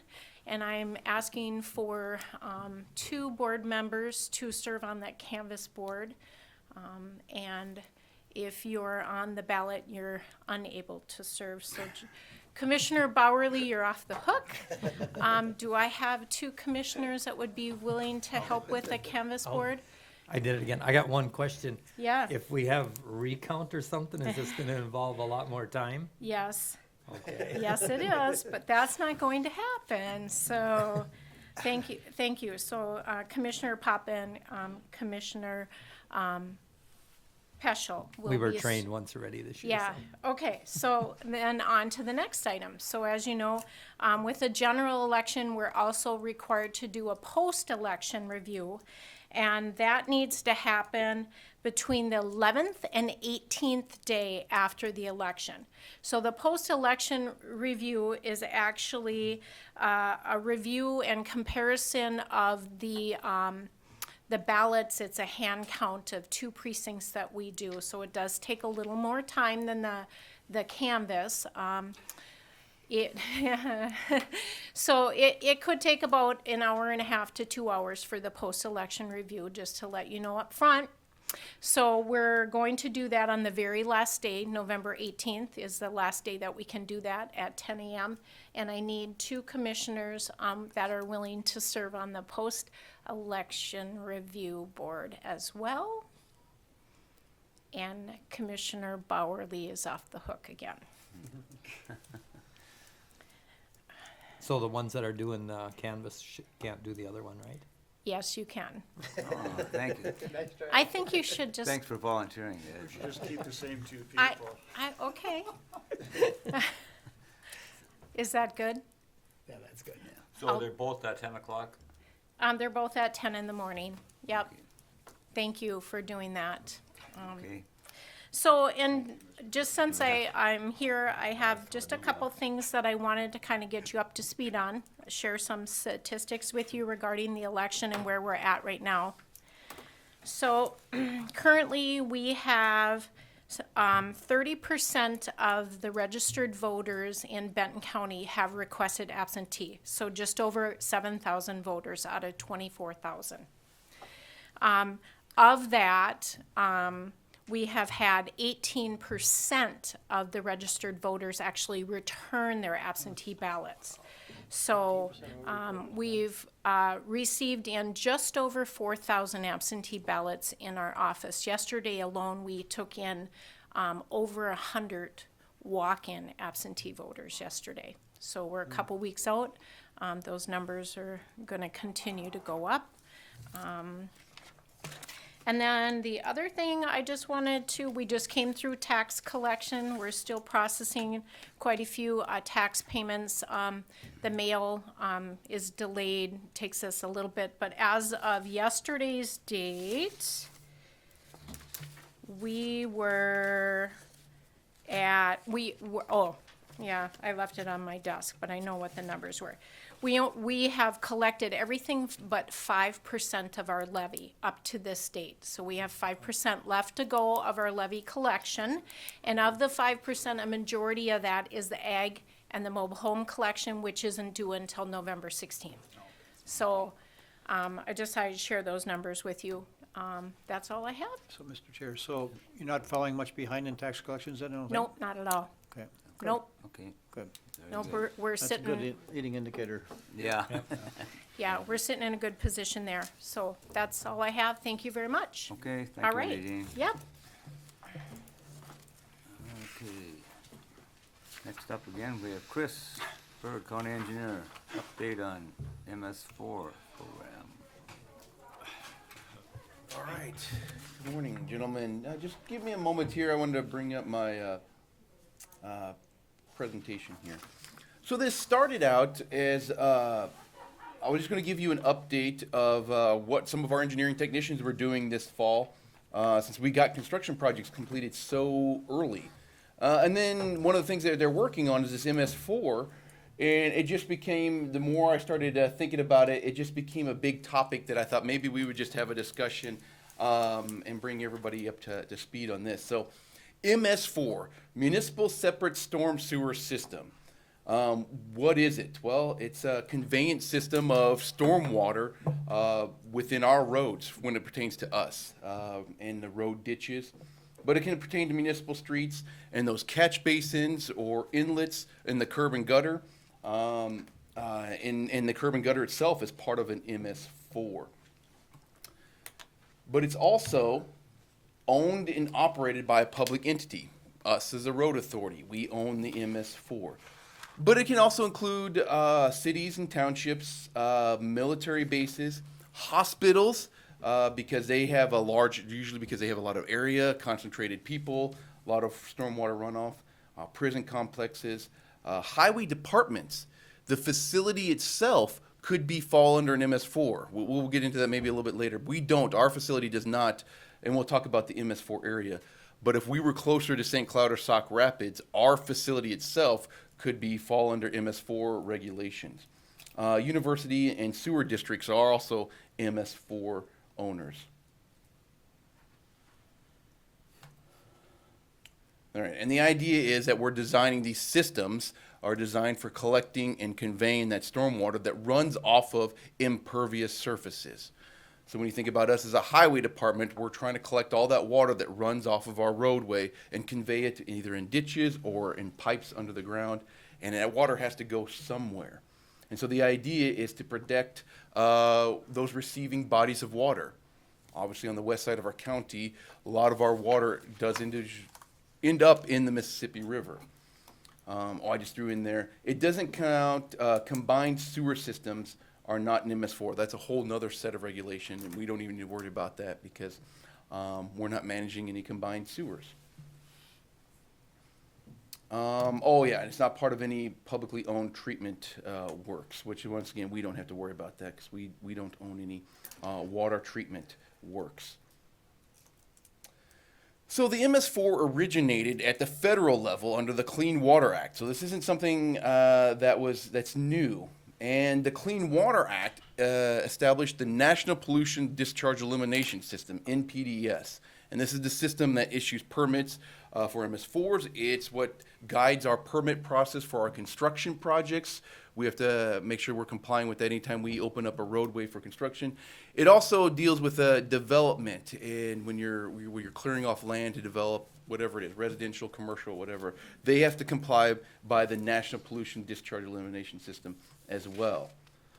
Here's nationwide a map of regulated MS4s. So it's not the whole country, but you can already see it's by metropolitan areas. Even in our state, you see the Twin City metro area, and then, whoa, what's that blue dot just northwest of the Twin Cities? Well, that's where we fall into it. That's St. Cloud, a metropolitan area. So why are we under MS4 regulation? Why are we in MS4? Well, basically, Minnesota statute says so. Minnesota Rule 7090 says so. And it's because St. Cloud area has been designated as a metropolitan area by the U.S. Census. The area contains more than 50,000 in population, so we're an urbanized area. And in those urbanized areas, you become an MS4. I'll show our map a little bit later. Some of the roads just outside of what the census has designated as the urbanized area are still subject to MS4 regulation, and that comes from Minnesota statutes and rules, and it's more based on population density. So some of our roads just outside of Sauk Rapids and Sartell have a lot of density, so we're subject to MS4 regulation in those roads. And there's that map that I was talking about. So this is our MS4 overview map. These hatched areas is what's been designated as the urbanized area, but then our 55 going north of Sartell is subject to MS4 regulation. It's because we have a lot of housing density on here. If we to drill down, this map doesn't show it, but once we drill down a little bit closer, it's interesting. The west side of 55 is under MS4 regulation, but not the east side. So that's something that's kind of interesting as well. And for us as a highway department, we're really only concerned with what's within our public road right-of-way, and I'm very thankful for that. Our municipalities like Sauk Rapids, they're responsible for all that development, and there's a lot more regulation and dealings with that. We do sometimes get involved when a development has some kind of illicit discharge. Mostly it's usually silt, and that comes into our right-of-way. Then we're forced to have to deal with it. But that's just an overview map. So as you can imagine, on the west side of the county, with County Road 55 going north, and then our CASA 13 in Watab Township, just east of Highway 10. This is Highway 10 coming through here. So what are some of our responsibilities? Well, every 5 or 6 years, we have to reapply to the Minnesota Pollution Control Agency to reissue our MS4 permit, and that's coming up this year. That opens up in November, and we have until April 15th of 2021 to reapply, and we have to redo our Stormwater Pollution Prevention Plan, the SWPPP, often called the SWIP. So part of our responsibilities once that permit is issued is that we have to develop, implement, and enforce our SWIP on those roads that we just saw in our map. So what is in the SWIP? There's four main parts of the SWIP. It composes of regulatory mechanisms. For us, it's ordinances. Enforcement response procedures. You'll learn through this that we all like acronyms. So ERPs. When there is an illicit discharge in our road right-of-way, what's our procedure for handling that? Mapping and inventory. We just saw an overview map. I'll show you another map here in a moment. And then these things called minimum control measures. It's basically we're stating what are we doing to minimize pollution in our stormwater conveyance systems to minimize that pollution that goes into the receiving bodies of water. So we have a whole list of minimum control measures. Okay, and I was going to show our MS4 map. So I showed you the overview map, but we also have this is our official MS4 map. So we have it in a PDF format. But as you can see, we've mapped out every culvert, every catch basin, every inlet in our MS4 roads. We've even denoted which way the water is to drain. So this is CASA 8 on the east side of St. Cloud. There's Highway 10 intersection there. That's just an example. But all those roads, this is our County Road 45 in Sauk Rapids. Once again, there's Highway 10. We've gone out there and GPS'd each catch basin and denoted the direction of flow. And you can already start to see some networking happening here. So we're taking some from city streets, comes towards our right-of-way, but then our water off of our right-of-way comes into a common collection conveyance system, and it goes to a treatment pond here. But that's just the purpose of this is just to show you that we do have official maps that shows all of our drainage structures within our right-of-way. Oh, this is just kind of interesting. Highway 10, CASA 3, our map is actually newer than the aerial photograph that we use. So this is the roundabout here, but you can see in reality, we don't just have pipes and catch basins out in farmland. We have roundabouts and curb and gutter built in through here. So just to kind of show that we do have an official map. All right, back to my presentation. Okay, so minimum control measures. What are we doing to minimize pollution? There's 6 MCMs per our permit. The first one is public education and outreach. So we have a requirement to notify and inform the public of MS4 activities and MS4 regulations. Public participation. We have public involvement where we're supposed to seek feedback from the public on our SWIP and how we're doing as an MS4 owner. We're supposed to have illicit discharge detection and enforcement. We're supposed to be looking at our system. Is anybody draining something into our storm sewer they're not supposed to? Illicit discharge could be something as simple as silt running off of a development site into the road right-of-way. We have a responsibility to note that and inform responsible parties to get that corrected. Those causing the illicit discharge could face fines. We could face fines as an MS4 owner if we're not following up on those things. Construction site stormwater runoff control, not as big for us since we're not dealing with development, but if we're issuing permits to work within our right-of-way, we've got to make sure that that permittee is complying with any requirements, meaning they need to make sure that they stabilize any disturbed areas and reseed it after they can do construction work in our road right-of-ways.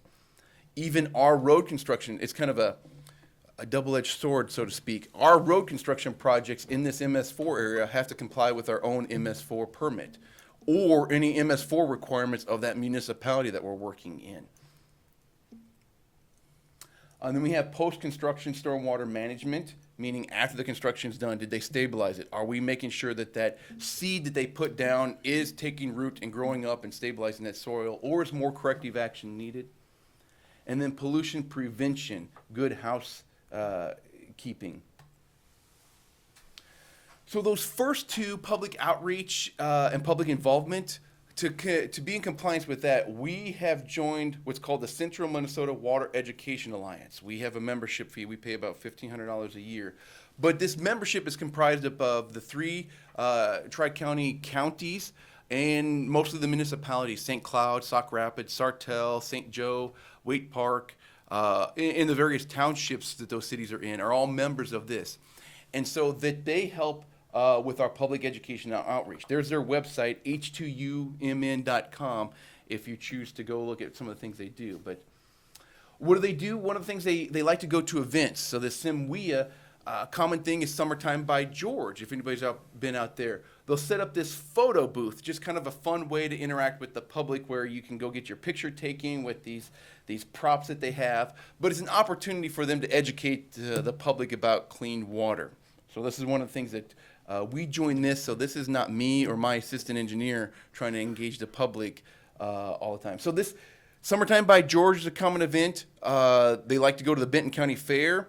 And then, Made in Minnesota convention at the convention center is another common event. Those things with the pandemic were canceled this year.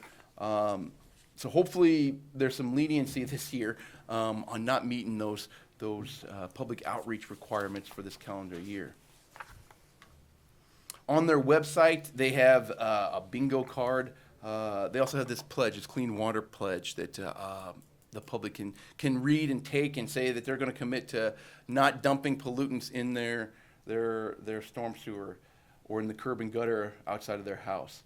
And it's all kinds of things that they talk about. It's simple things like washing your car on your lawn instead of in your driveway, because all that soap entering the storm sewer is considered an illicit discharge. I don't know if anybody's enforcing people washing their cars, but by the letter of the law, it is an illicit discharge. Mr. Chair, how about road salt? Yes, that's interesting that you mentioned that. We'll talk about that now. So as I mentioned, to open it in November, the permit application process opens, and we have until April 15th. We already know that the new MPCA permit for our area does have a chloride requirement. So over the next couple months, me and my staff, we're going to have to look at that. And actually, SimWea is going to help us with this too. We're going to have to develop policies that address how we're minimizing chloride, sodium chloride, mainly salt, entering our roadways. This is something down in the metro area that they've been dealing with for a while. It's now up to our area. There's education out there for snowplow operators to make sure that they know when and how to apply chemicals. So it's opening a new can of worms for us that honestly I don't fully understand yet, but that's going to be me and my assistant's duty over the next couple months, is how do we develop a policy to say that we're complying with our own policy and we're not putting additional chlorides in our lakes and streams in our area. So that's going to require some public education as well too. I mean, well, I don't want to go off on a tangent. Just pouring more salt on the roads is not going to be the answer in the future. So at least in our MS4 area. We're fortunate enough that not our whole county is MS4 area, but it's one of those things. When drivers interchange and cover for each other on routes, it forces our whole staff to be educated on that. And do we do something different on several miles of the road, or do we do the same thing on all of it? We'll look at that over the next couple months. We're supposed to have an annual public meeting, open house. Normally this is done in conjunction with SimWea. Usually it's at St. Cloud City Hall. It's announced and published in the newspapers. Due to COVID, this has fallen on us and each individual member this year. So we just published our open meeting. So we're going to have a public meeting October 26th at our facility. If anybody from the public wants to come and comment on our SWIP, comment on how we've been doing on MS4 in the past, or what you think we should be doing differently. In the past, attendance has been very low for this. Usually it's just the member organizations that are in attendance of this public meeting, but once again, it's a requirement from the permit to have this meeting.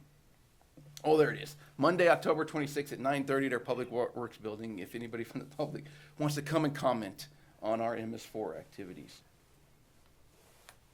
Okay, MCM 4 and 6. So illicit discharge detection and enforcement, and pollution prevention, good housekeeping. So how do we do these?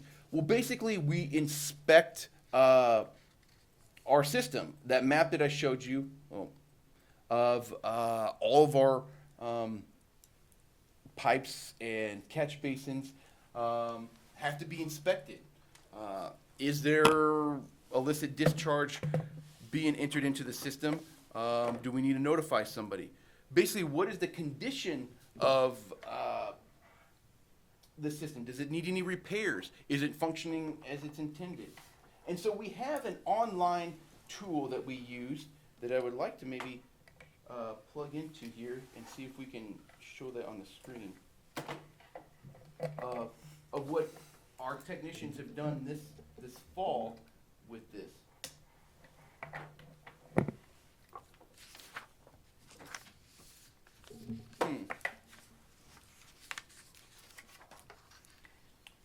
Well, if this doesn't work, maybe I'll just have to explain it. We do have an online map. And we've, in conjunction with our GIS coordinator, Scott Zwick, and Department of Development, developed an app that our engineering technicians can just use their phone now. And as they're going out and they're inspecting this, they find a catch basin, let's say in a curb and gutter section. They can bring up that app on their phone and they can enter their inspection data, enter the date that they're inspecting it, enter things like the condition of it. Is it in good condition? Does it need to be cleaned? Does it need any repair? And so the last month, that's something that our two of our three technicians have been working on, is inspecting all those pipes and catch basins I showed previously on that map to do that. So that's just to show, per our permit requirement, minimum control measure 4 and 6, that we are inspecting it. If we did note any illicit discharge, we have to document that we did notify where that source was coming from and that corrective action was taken. So that's something we try to do annually, or we have to do at least annually, and it happens to fall this time of year because construction projects are over. I will note that we did have last year, it was in the middle of the summer, it was a development adjacent to one of our right-of-ways where we had excess sediment that was draining off of their site into our, actually it was along Casad 29, our newly constructed roadway. Our stormwater treatment ponds that we had to build as part of our road project, it was noticeably brown from this runoff. So we had to notify the owner of that development site, which they did take care of it. They had added additional silt fence, and they stabilized it quickly thereafter to make sure that they stopped that discharge. The problem is if we didn't address that, and then that sediment-laden water left our system and entered the Mississippi, the regulatory agencies don't keep tracking that upstream. They look at where the last point of contact was, and if it's us, we're the ones that could face the fines for that. So that's something that we're always having to look out for within our right-of-way. So that's kind of a high-level overview of MS4. It's one of those things that the deeper you go into it, the more complicated it seems. I wish we could devote more time than what we have to it, just because it is kind of a time burdensome task, and we don't have dedicated staff to work on this like some of our neighboring counties. And it's not all the counties in Minnesota have to deal with this. It's because we are adjacent to that census designated metropolitan area that we have to deal with it. And it's just one of the things that nobody ever talks about or hears about until something goes wrong. So hopefully you don't hear about it, meaning that we didn't do anything wrong. Any questions? Ed got a question. Yeah, well, I know Watab has MS4 stuff going on, but I just recently learned that theirs was way overkill from what was required. They were doing it way beyond what they had to, and they have scaled that back considerably. Because, I mean, and who's doing all this stuff for them, I'd like to know. What I understand, they actually hire somebody. It's an outside consultant to do their inspection. A lot of that stuff, if you're in controlling of the development, so townships and cities, I guess, are a little bit more than us because they have their right-of-ways that they have to maintain and the development that occurs adjacent to their right-of-ways. So when you're controlling the development, you got to make sure that those development permits are addressing these things that are in your MS4 permit as well. So. Mr. Chair, Yes. I'd like to know, if we're through with this subject, I'd like to know how the bonding bill is gonna help Benton County Highway. Oh, good. About a 2-minute. Sure. So, yeah, some good things in the bonding bill. Maybe not as, let me grab my notes.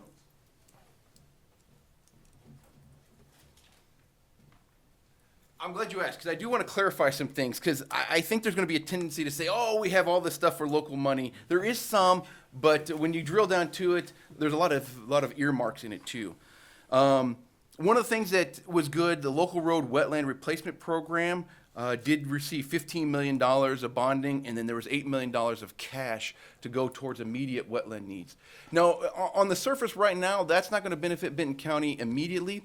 But recently, our County Road 78 project did receive wetland credits through this program, meaning we didn't have to pay for credits out of our pocket for replacing those wetlands we impacted. Looking to the future, road projects like County Road 62, we know that there's quite a few wetlands on there, could benefit from this program in the future. So even though there's not immediate benefit to Benton County, making sure that the projects today have their wetlands replaced makes the opportunity for us in the future. Hopefully there's credits available for us. So it's something that's not going away. We just hope that it gets funded each time.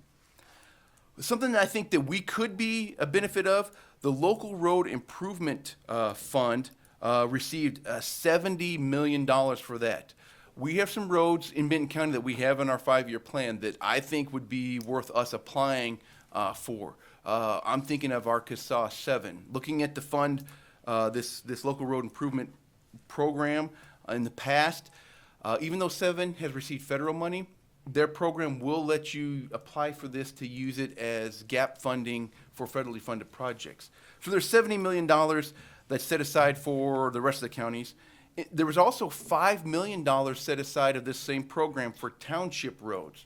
So if the various townships have a road improvement project, that they could be eligible for receiving some money through this. And when I talk about earmarks, in this section of the bonding bill, local road improvement fund, there was another $74 million worth of earmarked projects all across the state. So when you hear, I just want to be cautious, when you hear somebody say, oh, there was $140 million worth for local roads, in somewhat that's true, but half of that was already earmarked for specific projects, leaving only half of it for the rest of us to fend for.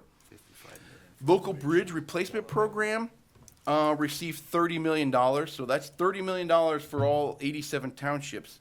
The city of St. Paul, the 3rd Street Kellogg Bridge did receive $52 million. So that was a separate earmark. At first, we were kind of afraid that that was going to come out of that total pot for everybody. So you may hear like, oh, there was over $80 million for local roads or for local bridges, when in reality, $52 million of that is going towards one bridge, leaving $30 million for the rest of us in the state to compete over. And then it's not really our issue, but I did note and make sure that, yeah, City of Foley, there was an appropriations for their wastewater regionalization project in there. So that's a Benton County benefit, hopefully, as well. So those are some things that I pulled out of the bonding bill that hopefully could benefit Benton County. So 1.9 billion, and this is all we get? So, We need to have more clout, I think. so does that mean we're gonna be able to do that bridge you were talking about here the other day? I hope so. I know there was a lot of big bridges that were eligible for that. We have been beneficiaries in the past of some of these big projects, big bridges being let and coming in under estimate, and then they have, a couple $100,000 left over. Well, that would be plenty for us to get a bridge, some of these bridges replaced. So we're getting our plans submitted to state aid right now. We've already completed the applications. So we're on the list, so to speak. We're just waiting for the money to come down to us. Is County Road 51 one of them, or? Yeah, so County Road, Gravel 50, County Road 51, County Road 67, north of 23 here, and then the County Road 80 bridge, the one that we took over from Indian Township. Those are the 4 bridges that we're working on, trying to get funding for and replaced. The typical cost of each one, Chris? So, yeah, based on the structure that's being replaced with, they're all being proposed to be replaced with concrete box culverts, but we're in the neighborhood of about $250,000 a piece for the project. Now, not all of that is bridge bonding eligible, but we've identified those in our sales tax resolution, so we have that to make up our local share of those projects as well. So, And sales tax is still doing well then? yeah, I should get you guys a memo. Our sales tax is it's exceeding projections. In 9-10 months, we've already exceeded what we were estimating at $1.9 million. We're sitting at about $2.1 million collected so far. And Christmas time should be the best time.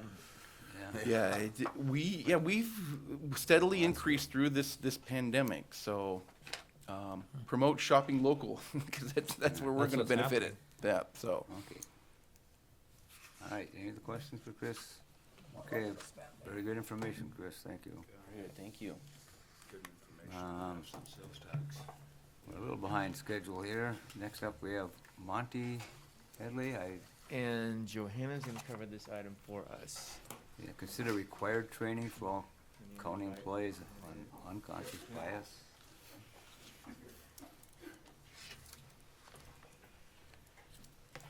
You guys have unconscious biases, huh? Mr. Chair. Yeah, go ahead. Ready? Okay. First thing, what's unconscious bias? Oh, you need training. So Explain that it. is understanding bias that you don't know that you have. It could be, it's education on prejudged things in your mind or how you act that you might not be aware of. So that's all of us? Everybody, yeah, and Hate for so change, no. the team wrote up kind of a statement that they asked me to read to you guys.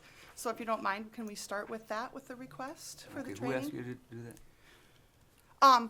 Our Choose Health, our Health and Wellness Committee, Oh, okay, okay, and HR, we combined together for this training. okay, all right, Is that okay? We'll start with that. yeah.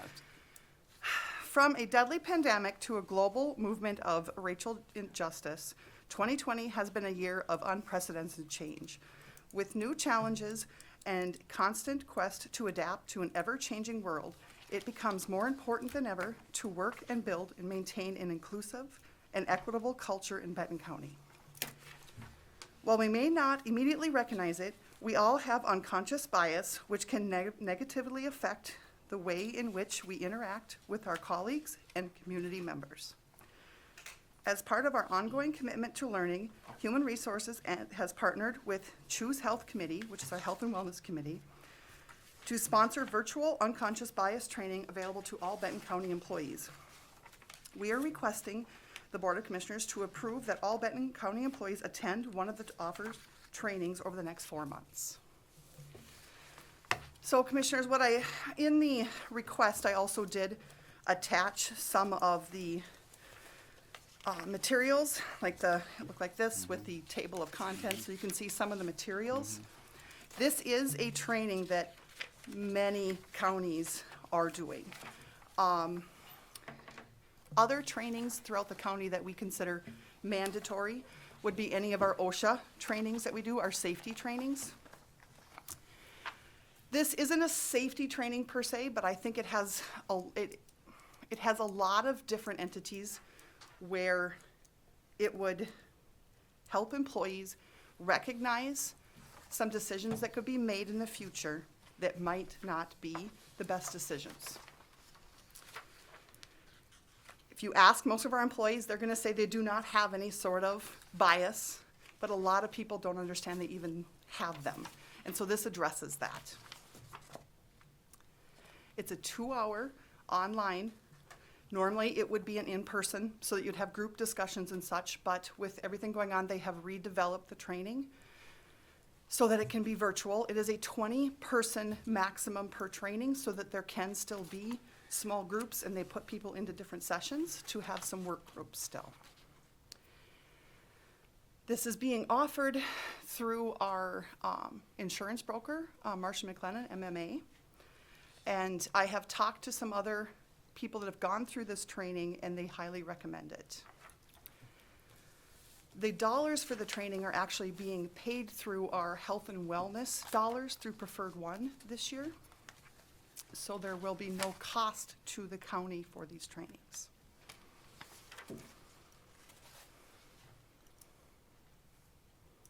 I will say, in other years, we've had mandatory trainings, but the administrator and I were talking, and with this one, we think it's important for you guys to understand and know what the training is about, and to get your approval or backing on this one.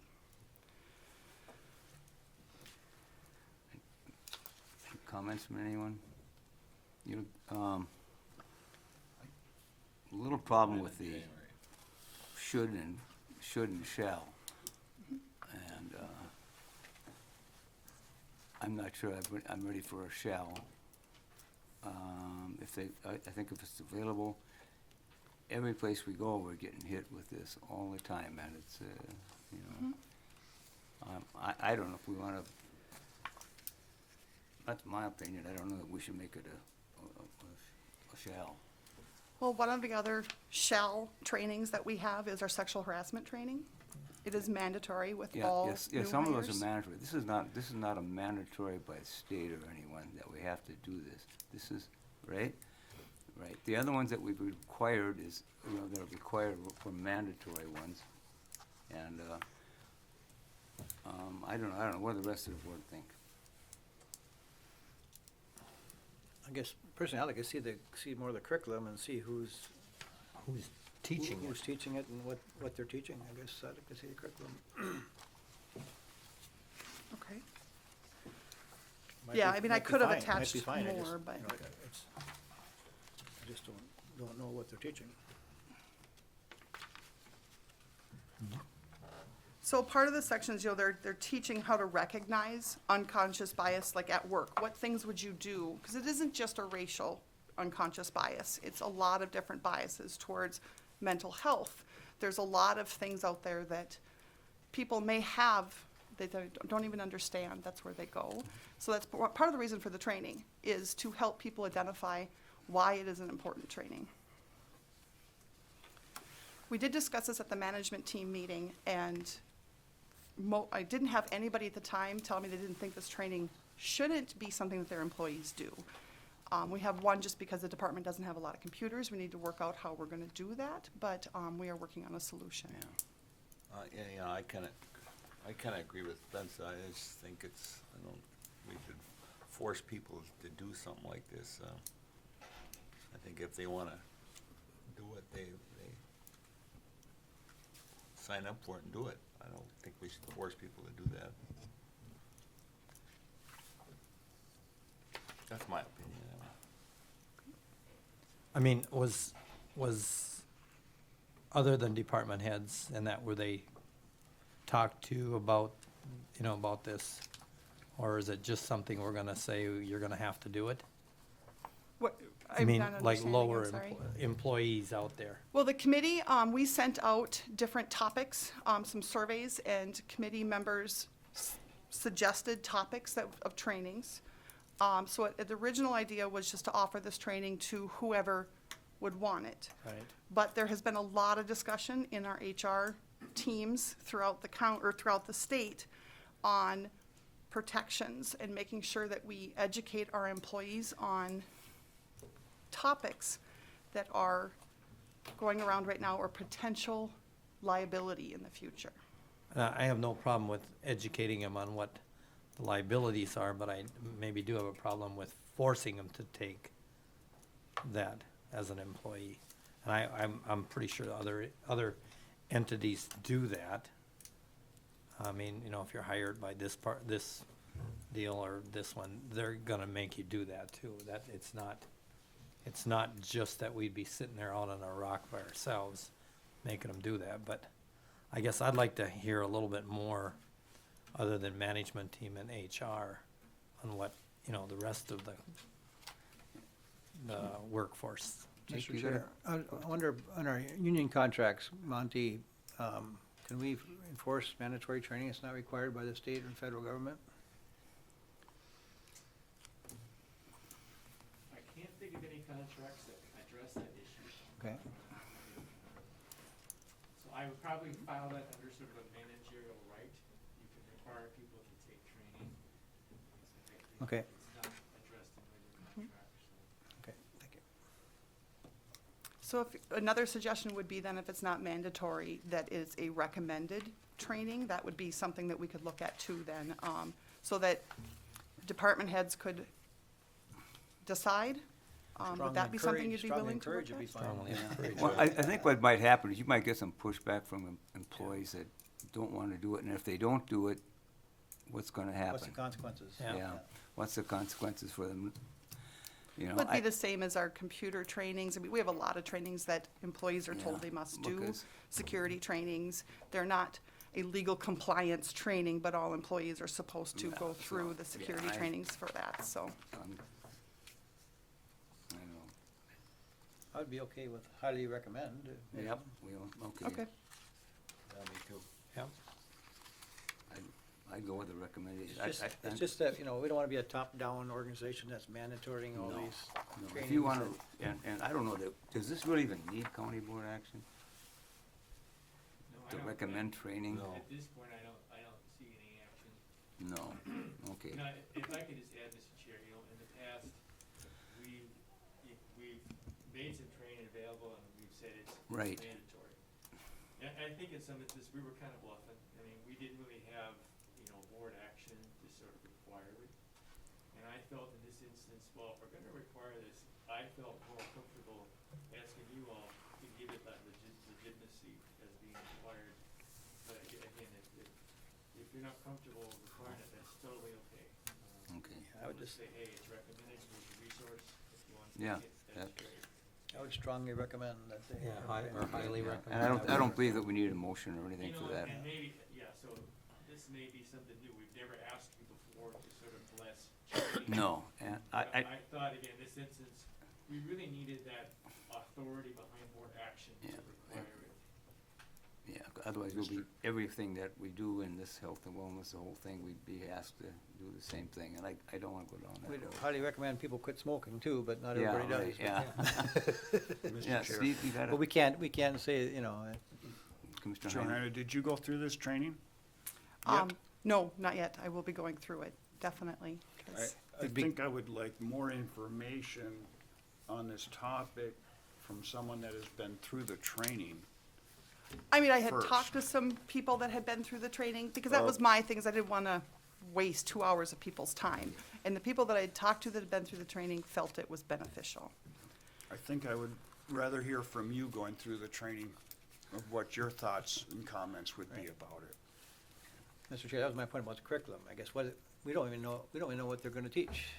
So how can we approve something we don't know they're gonna teach until we see it or go through it? Or go through it. Maybe we table it till some board members got a month or a couple weeks to go through it ourselves and see what is being taught, you know. I mean, if you wanna go through It's kind of an awkward situation for us right now to approve something we don't know, yeah, make it mandatory, we don't even know what it is. yeah. So more than the table of contents, I mean, some of it is protected. It's their training. They charge for this training, so they're not gonna give me a ton of material, so one of the other issues is that these dollars have to be spent in 2020 for our wellness. So I would like to at least offer it, and then let people start signing up, because only 20 at a time, even if 100 people want to take it, I'd like to at least do that. I guess I would agree that as long as you go through it and you approve it, then I would agree to it. But none of us know what it is. Right. Right.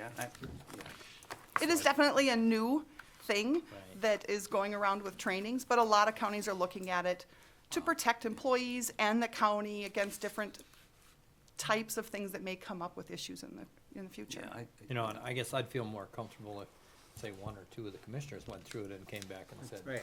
you know, one way or the other too. I can surely sign you up on the first one, that's Yeah. good. Okay, I think we got I think we kind of reached some consensus here, we don't need we don't need a motion, but I think Perfect. you kind of see what the direction is, okay? Sure, I'll just send out the emails, and then we'll Okay. kind of see how it's Is going. that and- right with everyone? Yeah. Okay. Thank you. All right. Next up, we have commissioner meeting updates. Anyone want to start? Sure. So I had 2 of them, but I know how you love to talk about one, Spence, I'll let you on that one. The second one is I did attend, along with Commissioner Berkeley, last night at the Sauk Rapids Yeah. groundbreaking ceremony at the new school, Pleasantville School. Kinda chilly, kinda wet, kinda muddy, but it was nice that we showed. Yeah. That's all, Mr. Okay, Chair. Warren? you got Well, we had one, the planning commission, that was one with, we just had it here today, and the other one was, Spence and I had a TRICAP meeting on, last Thursday?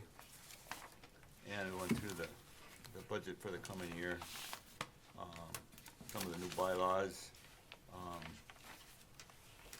And then we had a report from, I can't even pronounce his name, what the heck was his name, Spence? Who was the guy that, Oh, transportation on Rico? what was his name, I can't. Rico Guzman, Rico? yes. And he was, one thing of COVID preparedness and safety protocol and, public transportation. I think they said that yesterday, I think TRICAP, no, the state of Minnesota, I think the state, they fund a lot of TRICAP transportation, and they, since the COVID, I think they got free fare rides now. Yes, fare free, yep. And we went through the budget was down a little bit.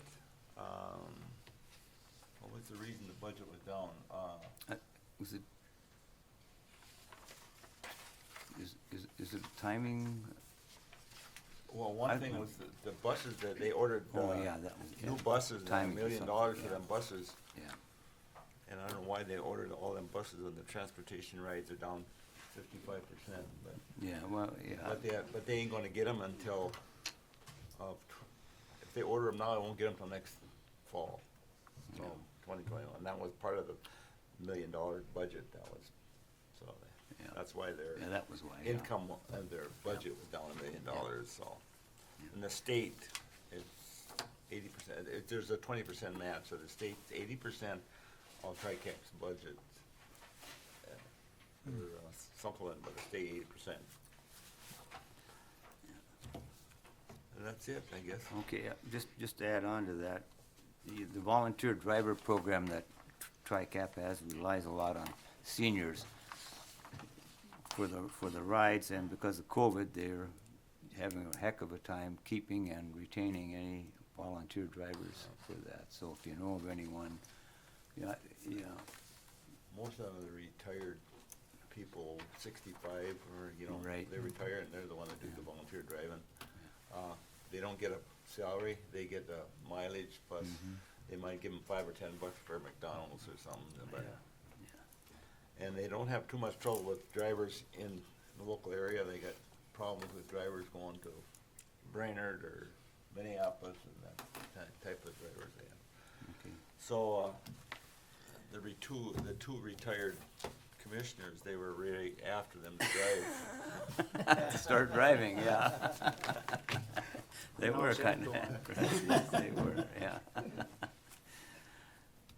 Okay, well, I'll go next, then, I guess. I went to, the MICA meeting, and, I guess we got, one thing I didn't know was that, they're talking about this Department of Human Services transformation. They're gonna, try and save some money, a blue ribbon and all this stuff. Yeah, and for that transformation process, now, Micah's taking charge of that. AMC won't be involved in it, so they got that from AMC. I don't know what the outcome of that is. I don't know what'll happen there, but they had a good guest speaker. They had Commissioner of Transportation. There was Margaret Anderson Kellahar. So she talked a lot about, of course, a lot of the stuff was passed at the special session, and we did talk about November forecast, and one of the things that they're concerned about is that the dedicated funding that was put away for transportation from the, what was it, auto parts sales or something, that now they're gonna try and get that back into the general fund. There's a move to do that, after we finally got it dedicated towards transportation, so. And, Invest, huh? yep. Yeah, And right. what's his from name them- is yes, gonna work right, hard on right, that, Right, right, Novak. yeah, He's gonna work hard to try and get that stopped, but yeah. sounds like it's a grab and go. Yeah, so, that might not be there forever, and, of course, we don't know what the budget or the revenue forecast is gonna be. That's gonna probably be, that can depend on so many things. We just know it's gonna be down, and we're gonna be back to probably a situation we were in when Warren and I got back on the board with the state when their budget shortfalls, so. And of course, let's see, PER aid to counties, that's gonna be gone now, right? Yep. Okay. Isn't that 20,000 for us, the PERA?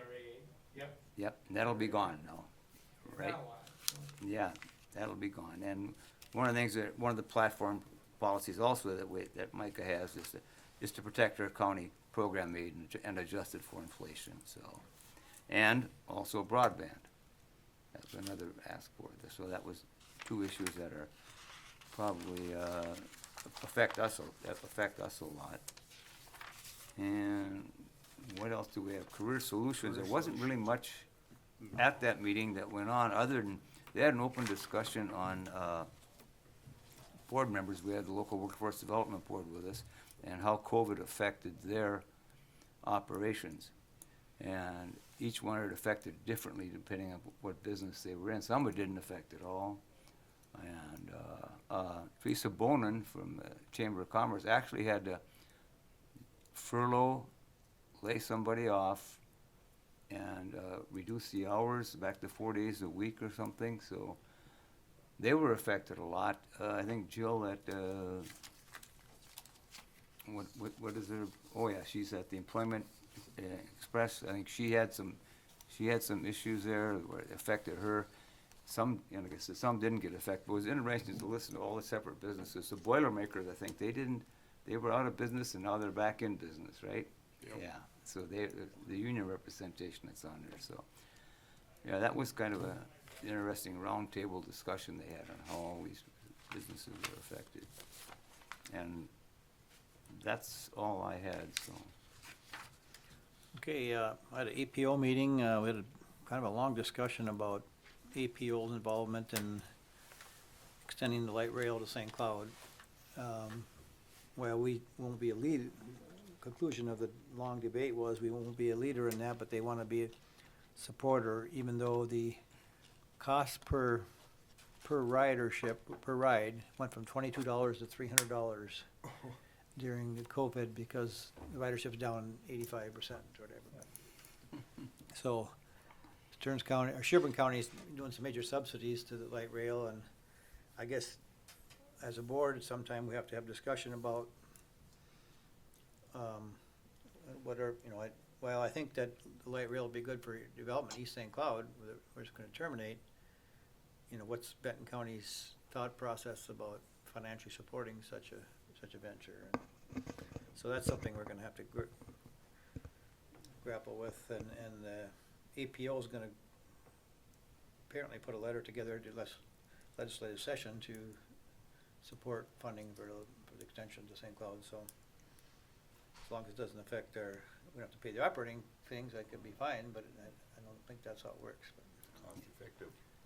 So, Yeah. Well, so the yeah, board- with COVID here, how cost effective is it? That's a good question, but there's a lengthy talk about that. That's the only major thing that I had. Yeah, Well, the other part, Spence, from Micah, that my take on that was from that Human Services going to Micah. Yeah, I think it originated out of that Blue Ribbon Commission that they had, because a huge number of people on that Blue Ribbon Commission were Micah County commissioners that were on there. And I think that's how it got pushed to Micah. Right, yeah, Sheila's Cascade, she was a state Sheila, senator, no, she's, Lisa Phobie, and then she, yeah, right. There was a fair amount of them on there, Yeah, a another guy from county Rice board. County. Yeah. So that might be how that got pushed Yeah, to Micah. that's And probably it sounded right. like if Micah didn't pick it up, it was just gonna die. I mean, it Mm-hmm. was gonna be, not gonna go forward, and we do need some changes in that department, so I guess that part's good. Yeah. The only other thing that I had is they had an advisory, or the staff of all the SWCDs and that, and Soil and Water, and Department of MPCA, they all met with that One Water, One Plan. And so I was the elected official on this time. And I was basically told that I was there to observe and not speak. How well did that go? Well, it was 2.5 hours. Wow. You know, so now Michelle and the county attorneys are involved a little bit in it because we're at an impasse. We can't get nothing done, so they're at an impasse. So I believe Michelle and the rest of the county attorneys were meeting today. And Michelle called me last week one day and wanted to know what my thought process was on some of the things they're discussing. So we'll see where that goes from there. And then I had Mike, and I did have a CMLE for the library meeting. They're gonna take some funding, they have surplus money, and they're gonna take it and let it, and try to push it out to a few programs in school, especially if where the schools are gonna get to distant learning. That's a real process there, so we're having a board meeting tomorrow to, it was, I don't know, $300,000 or something that they're pushing out, so they're spending that, and that was all that I had. Okay, take care of meeting updates, commissioner concerns. Mr. Chair, I have one. Okay. I think in the future here, we gotta considerably look at broadband. Because with everything that's going on with COVID and everything, with the schools needing hotspots and all that, we're gonna have to get on board and try to figure this out to get the broadband through the whole county somehow, some way. Mr. Chair, I'll latch onto that topic and say, you know, we had discussion at APO about broadband as well. Broadband is part of infrastructure, and some counties, I think Sherburne County is kind of this way, but some counties, the county engineers in charge of infrastructure, not just highways. So I'd like to see us have a talk about expanding engineers' role of including broadband as part of our infrastructure agenda. I have one concern from yesterday when we met with Roxanne on that, the building inspector. I'm not so sure, I wouldn't like to see that go out for bids. I don't know if I'm just ready yet to automatically renew the contract we have today. Mr. Chair, I think that's coming up in December. Yeah. Yeah, committee of the whole or something? No, that'll have to be, we had the committee of the whole on that already. I think that kind of counted for that. It's gonna be on the agenda. Yeah, it'll be an agenda item for reappointment. But is Well, that I think you can, just an automatic reappointment, or? No. no, we have to vote on all Okay. appointments for a certain period of time, so that'll be brought, that'll come up then, Okay. all right? So you'd like to convey that to Roxanne, you'd like to see that go out for bids this time? I don't know that, that's the consensus yet. Why not do that? I guess I think there's a majority thinks I feel that way. I think it doesn't hurt to see, No. you know, Right. to see what the market is paying.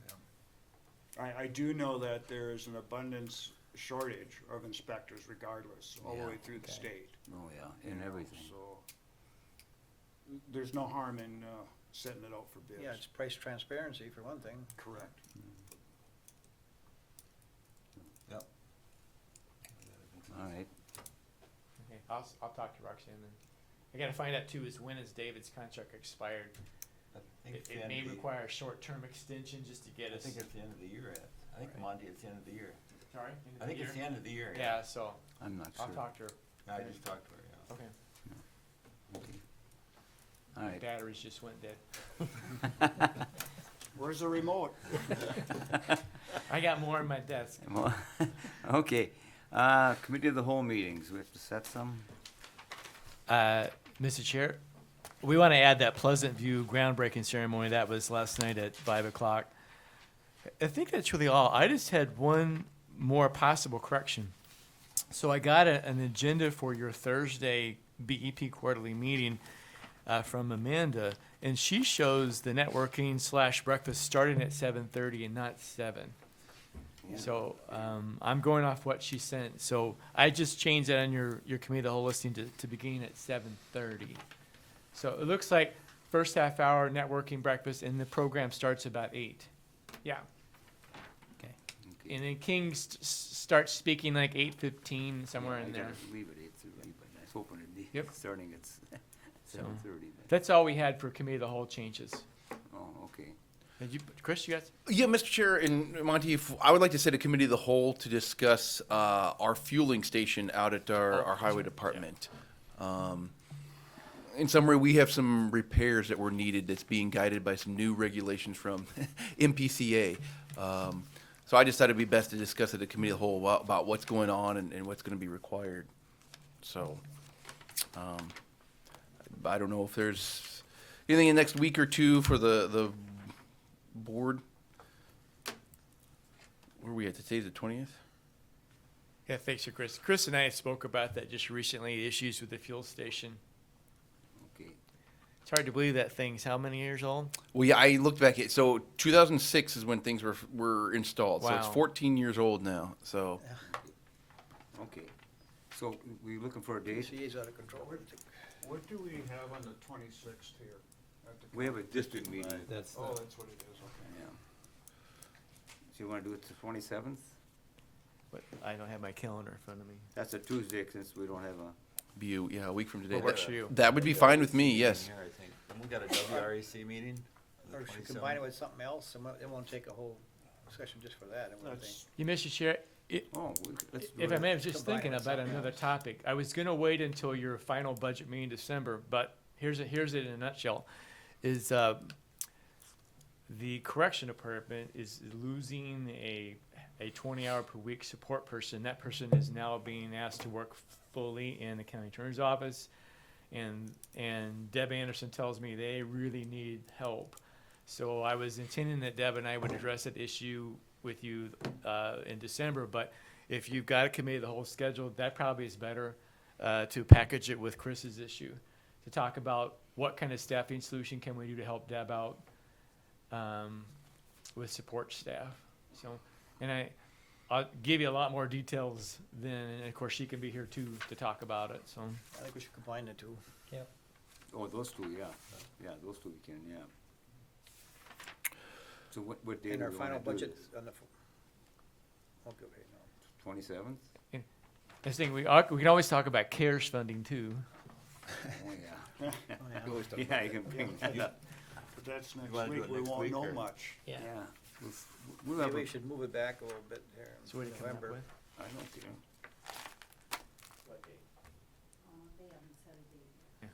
How about in the first week of November, like the Thursday, the 5th? No. No? I've Well, the already second got, week, the 10th, maybe, I've already got 2 meetings scheduled that day. on the Thursday. 5th. On what? How about the 10th? That's okay. November 10th, 9 AM Yep. Yeah. here, okay. Okay. Highway and probation, right? Yep. All right. Okay, anything else? That's it? That's Okay, it. We need a motion then to set the committee of the wholes. So move, Mr. Chair. Second? Discussion, all in favor signify by saying aye. Aye. Opposed? Motion's carried. All right, at this time, we are going to conduct a closed session of the county board under Minnesota statute 13D.05 subdivision 3 to continue the evaluation of performance regarding an individual subject to county board authority. And a couple-minute recess? We're gonna take a break. We gotta have a motion, right? So we need a motion to conduct a closed session under Minnesota statute. Motion to make closed session, Mr. Chair. Second. Okay, We got enough here. yeah, okay. All those in favor signify by saying aye. Aye. Aye. Opposed? We will go into closed